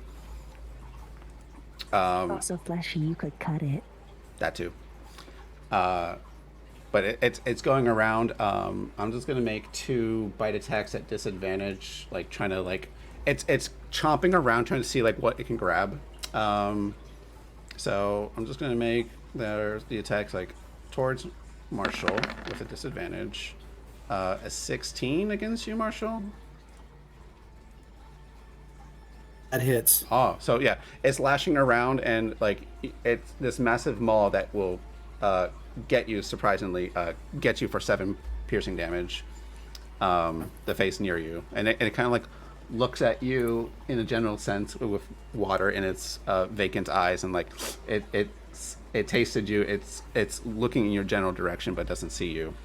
And then another bite attack with disadvantage against Caskion. 15, I do not believe hits you.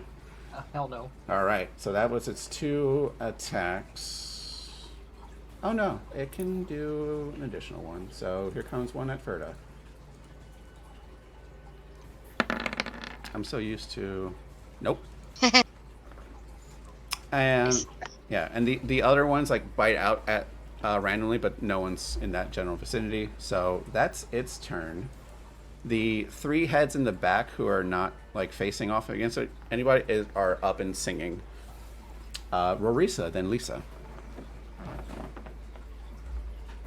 I'm gonna use my action, and I'm really pissed off that I'm not ice, so my body's just gonna turn pitch black with a purple outline, and there's like stars going all around me.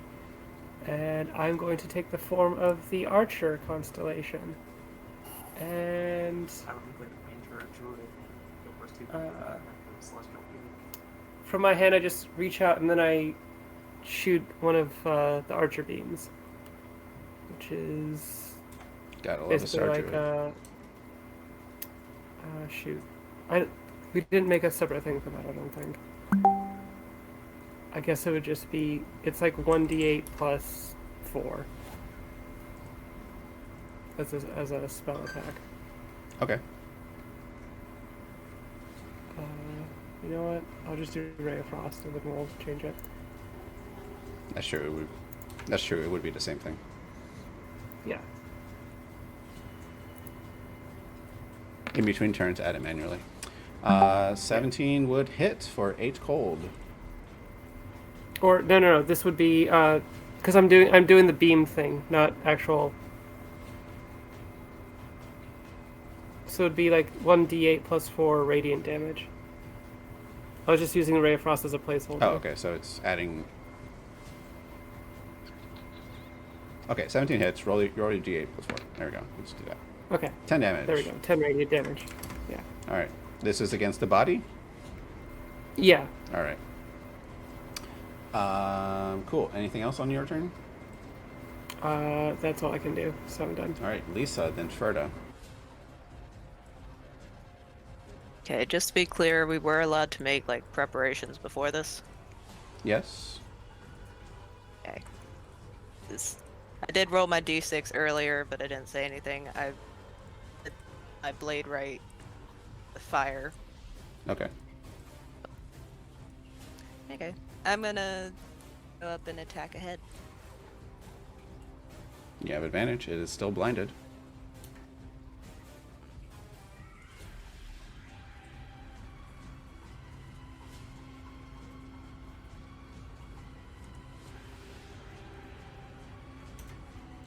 And 16 damage. Actually, the fire's doubled, so 22 damage against that head. And then my Polar Master lets me do bonus.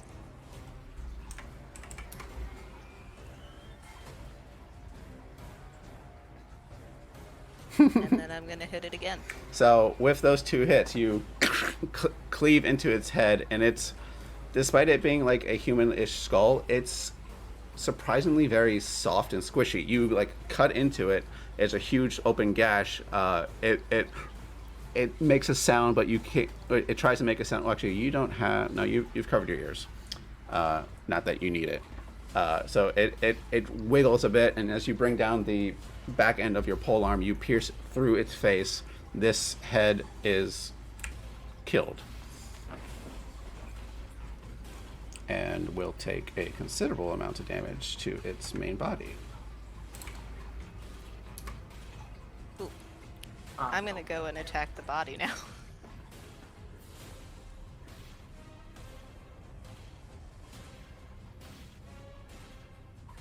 Everybody would just see me basically run up the side of the building. Oh yeah. Yeah, pretty much. So I can do that free-handed. Yeah. You spider climbing Dampier.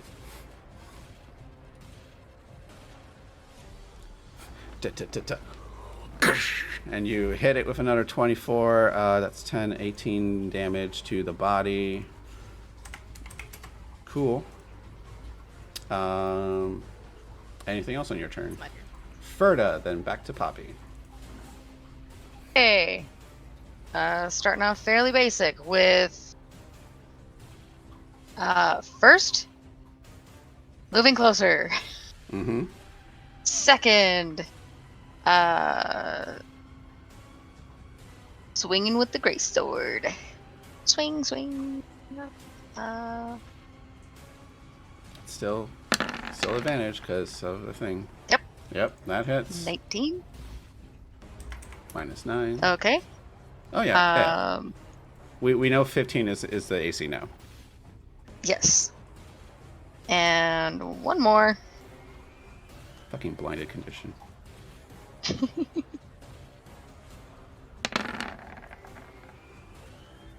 Another 13. 13. And with this one, I would like to pump in a divine smite. Okay. Go for it. And technically not casting a spell.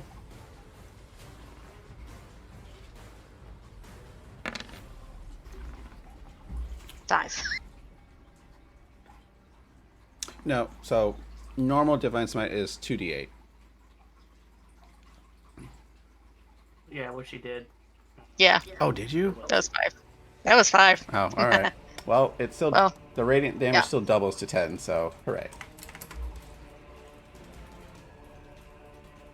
I saw the one Okay, dice on my and- screen. And that's it. Okie dokie. Back to Poppy. Poppy, now that it's the start of your turn. Now at the start of your is it until the end of your next turn, right? Until the It's end. the start of my turn. Until the start of your next turn. Okay, so it's not that anymore. Make sure So you're I rolled a 4. cool. Make sure you're not recasting it every time. Oh, I didn't. I just hit the info button. Okay, cool.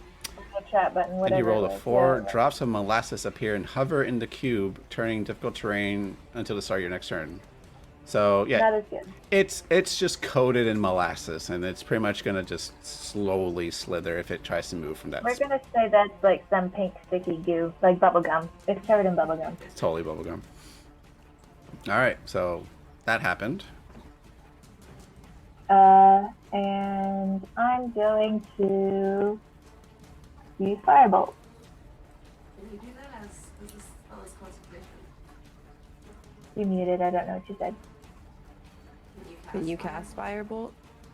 Yeah. As well as concentration. Can't I still cast things? Firebolt is not a concentration spell, so she. It's a cantrip. I'm just limited from using concentration spells. But that one will go away.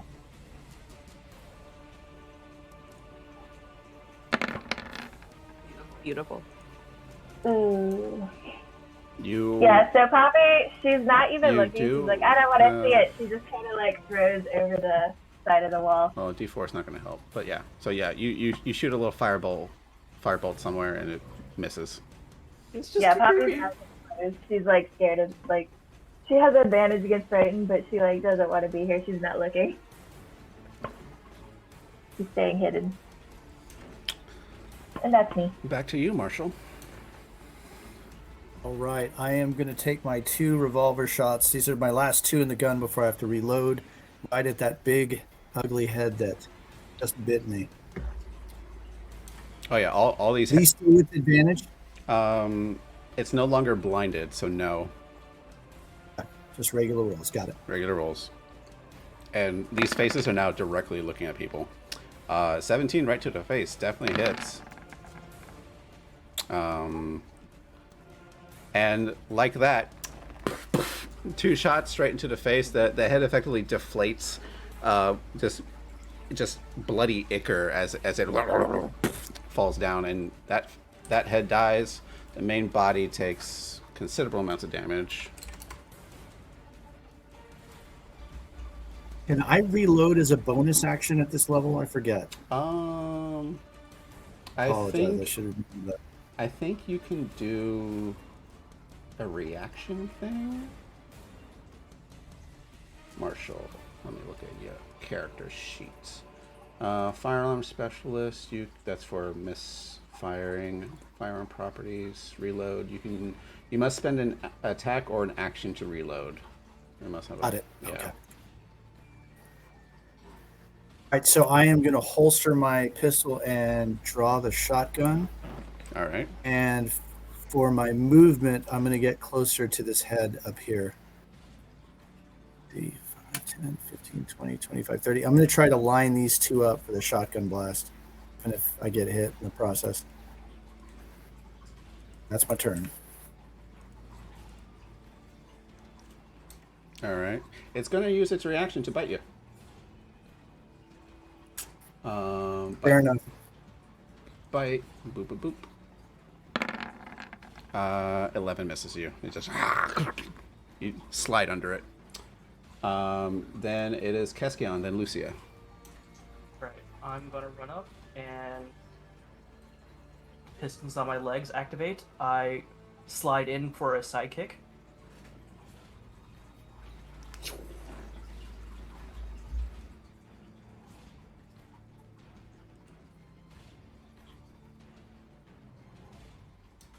$16 definitely hits.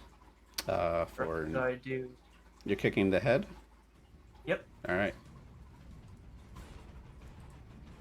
That is 9 damage. Can't remember what type. I think it was thunder damage. And then I'm going to twist my body for a straight back kick.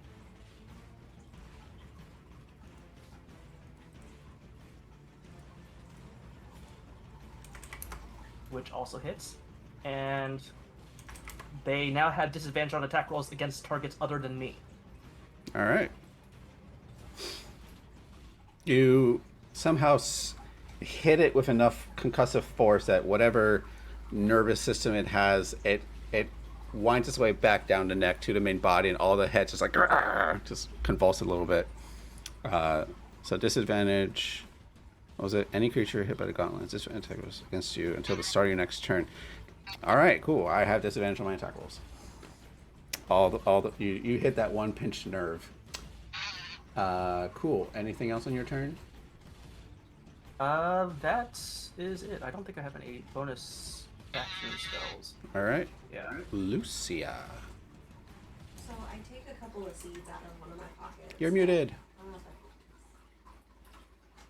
I take a couple of seeds out of one of my pockets and a small stone, and I cast Moonbeam right on the center mass of this worm.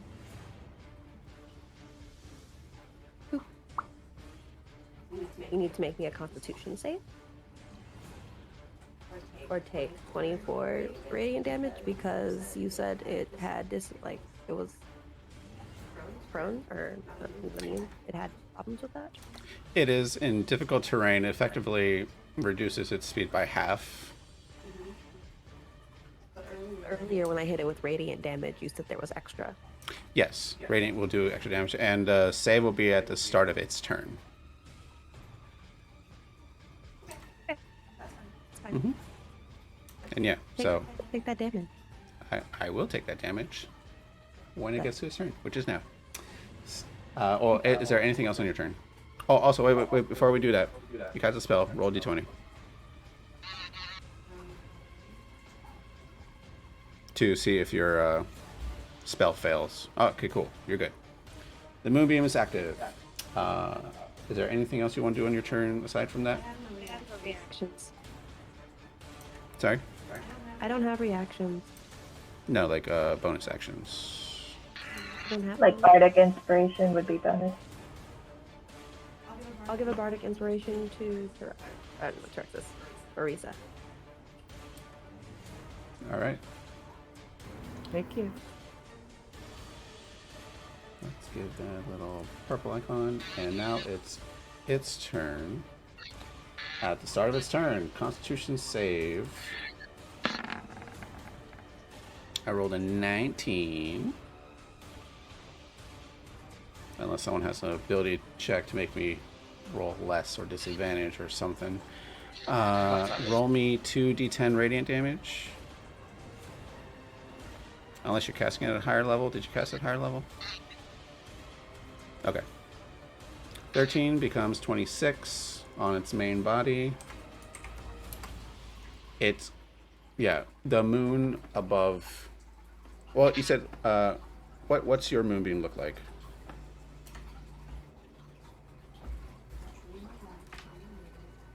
You're muted. Um, it's just the beam of light from the moon. It's nighttime, so like that's fine. We can keep it simple. Okie dokie. It illuminates it, and then it sears through it for 26 points of radiant damage. That's that. It is going to use its reaction to wail. After taking damage, it uses a reaction to wail. Everybody within 5 feet of the creature immediately takes only 5 psychic damage. So 5 feet of the body, or 5 feet of any of the heads too. Any of the heads. Okay. Does being deafened not affect It's being hit by the whale? it's psychic. Okay. Just thought I'd ask. It's a supernatural thing. It- I guess. If there are certain things, like if they can hear it, it would work. It's just the terror of it does psychic damage to you. Like its face like Are we assuming distorts. we're assuming if we're by the body? Yeah, we're if also if you're affected? if you're 5 feet next to any part of it. Cool. So after taking that damage, and that was its reaction, on its turn, it's going to move that head towards Lisa. And I will reach all the next later. This head's gonna go. This head will stay up there. That head's there, that head's there. Boop, boop, boop. Going towards you. And I'm gonna make a bite against Marshall. Disadvantage. I do have disadvantage. Thank you for reminding me. A 19 still hits for 11 piercing. A bite against Keskion with disadvantage. You do not have disadvantage against me. Oh, never mind. I will take the first roll, which is a 9. And then a bite against Lisa for disadvantage. That misses. And the main head is going to go down to Ferda. And go for another bite with disadvantage.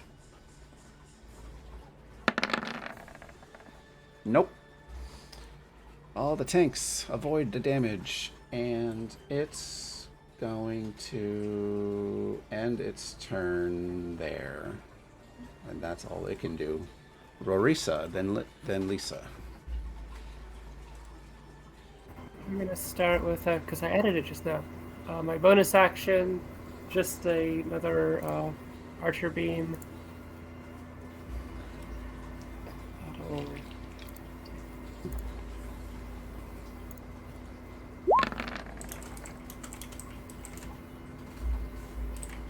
So, yeah. And then lastly, at 3rd level, I will cast. I don't have Moonbeam, but I do have Guiding Bolt. Okay, so the Archer Beam went to the one by Keskion, and then I'm aiming the Guiding Bolt at the one by Ferda. Oh, well, that head explodes.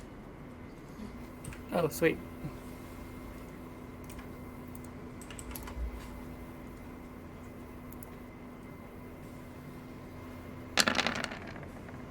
Did you crit?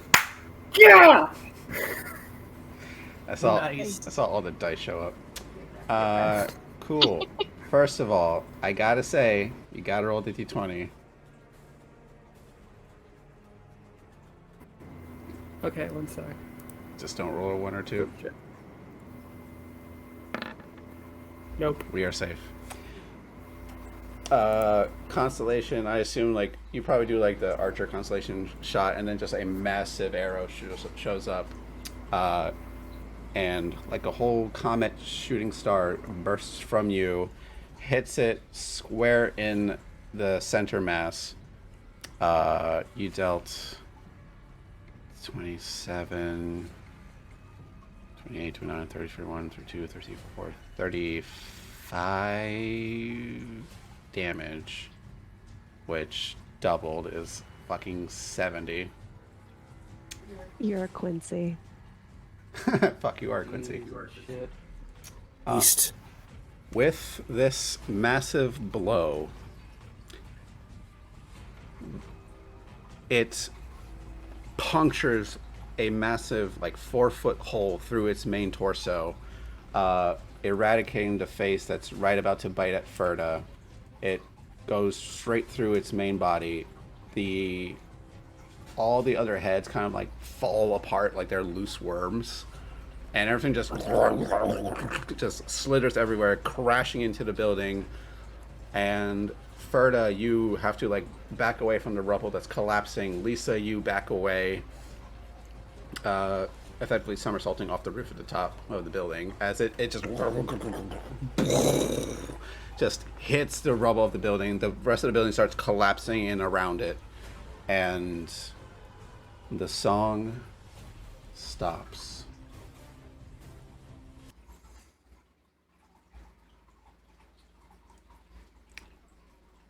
The town slowly stirs.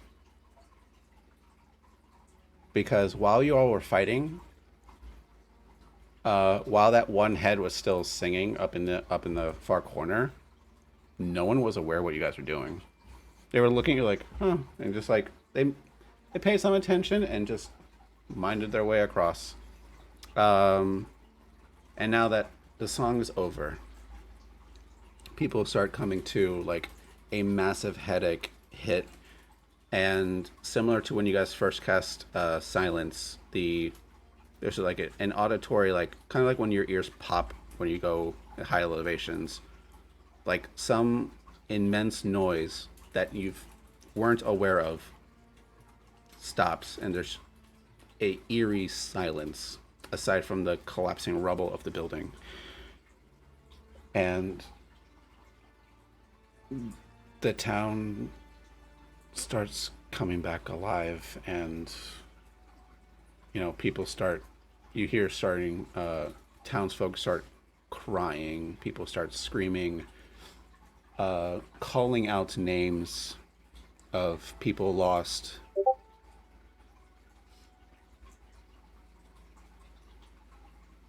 It is going to be a messy cleanup from here,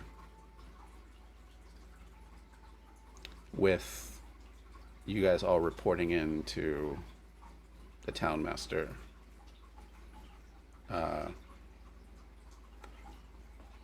We can transition from this scene to back to the town. Eventually, after you guys like assist some of the townsfolk with like helping clean up the damages a bit. After a lull period, Townmaster Harbin invites you all into what was supposed to be a diplomatic dinner meeting. Changed now. You all are seated at the table. Willow is there. She's made a few meals, a few dishes for everybody, but she's not her most chipper self. And Townmaster Harbin, like, he is fiddling with his ring. His eyes a little red from grief. Thank you. Thank you all. We're sorry for your losses.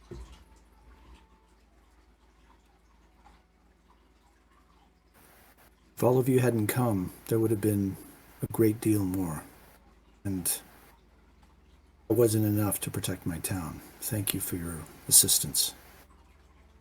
I don't think that you should carry that blame at all. That thing held a power far greater than any one person could have handled on their own. It's very gracious of you to say, Lady Lucia.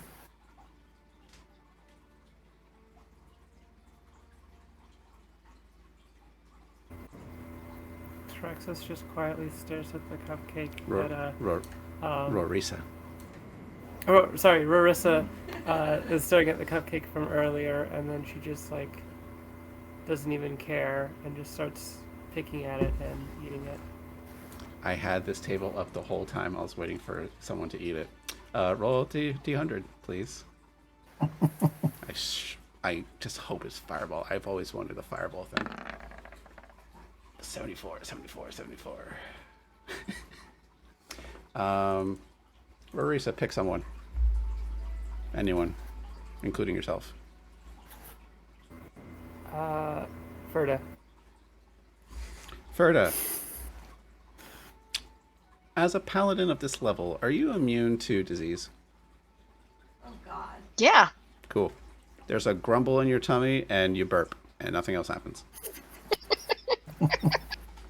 It says a random creature within 60 feet of you becomes poisoned, and I'm like,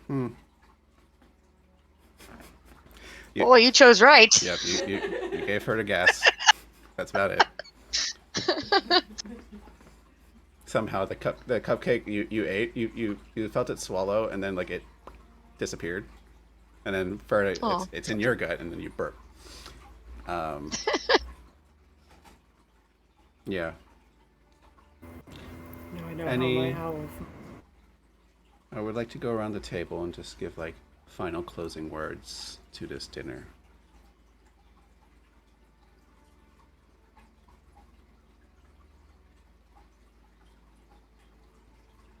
Anybody can step up. I think that we could all use this fine meal here that Willow has prepared for us. I know that hearts are heavy and there is a lot of loss and grief. I think that we should take this victory, and though it is not truly the autumn festival, not this year anyway, let's celebrate a victory, because now it's gone and we can rebuild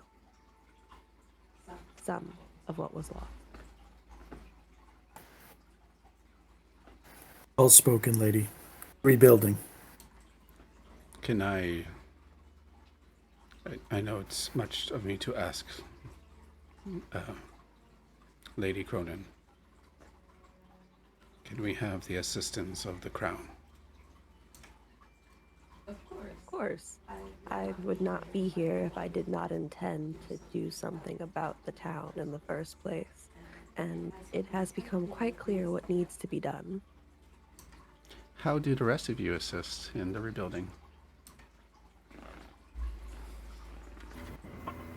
I will prestidigitation everything, clean up all of the blood. It's so traumatizing just walking down the streets right now. That shit needs to be done. That as well. Poppy's a little town Roomba just cleaning up everything. Trexus, or sorry, I did this to me. Marissa is gonna use her mending cantrip wherever she can to fix stuff and structures, and she's actually gonna stay behind and live in the town until it's fully repaired.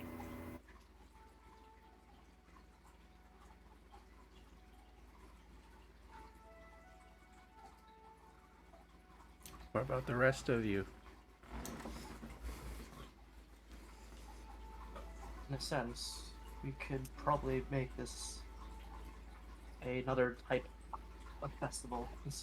There's a culture that I ran across in one of my travels that for one of their festivals they remember on those that they've lost, but they can choose whether they grieve or if they reminisce fondly on those memories. Doesn't matter, as long as they do one in memory of those they've lost. To think that we still be festive and it's like Dia de los Muertos. Yeah. We can have a festival to remember the fallen. So we do not forget again. Well said.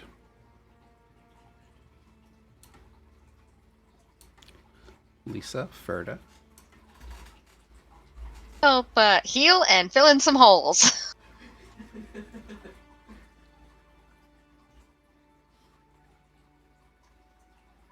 Just work. Pretty much the same. Like, if manual labor needs to be done, I can help out. There will be plenty of manual labor to be done. You guys will be invaluable.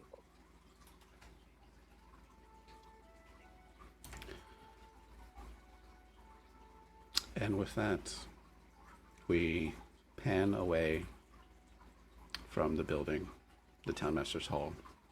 See Fandalin before you all as the sun starts cresting over the hills.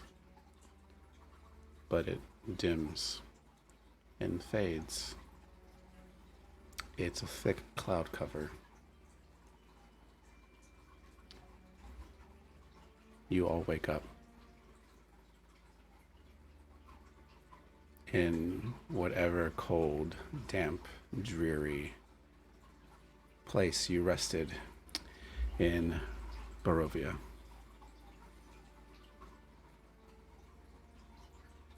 This was just a dream. Or was it? Because Ooh. if we follow the Marvel universe, if we follow America's thought path, like every time you dream of your other self, it's just an AU. Possibly, but that would fuck up too much of the main plot line, so cool idea, but I think it's just too much asking already. But no, this was just a dream. That's your current selves dreamt of what if you weren't such sad, miserable people. And now we're more so. You wake up to find little crumbs of some meat pies. Oh God. That were snuck into your evening dinners. Who gave us meat pies? Oh, no way. Poppy would have never ate that shit. She can smell Yeah, it. we wouldn't have eaten that. We have to kill Morgantha. Morgantha's legit, still out there. We have to kill that hag. She has to go. Like, that's No way. disrespectful. Marshall, I- I'm gonna end it there for everybody. Like, you guys wake up like, oh, what the fuck, and then like move on from that. Marshall, Gustav, you awaken in Barovia. The sound of creaking chains, dripping water. Your back is sore, your shoulders are sore. You've been chained up in this damp dungeon for a while.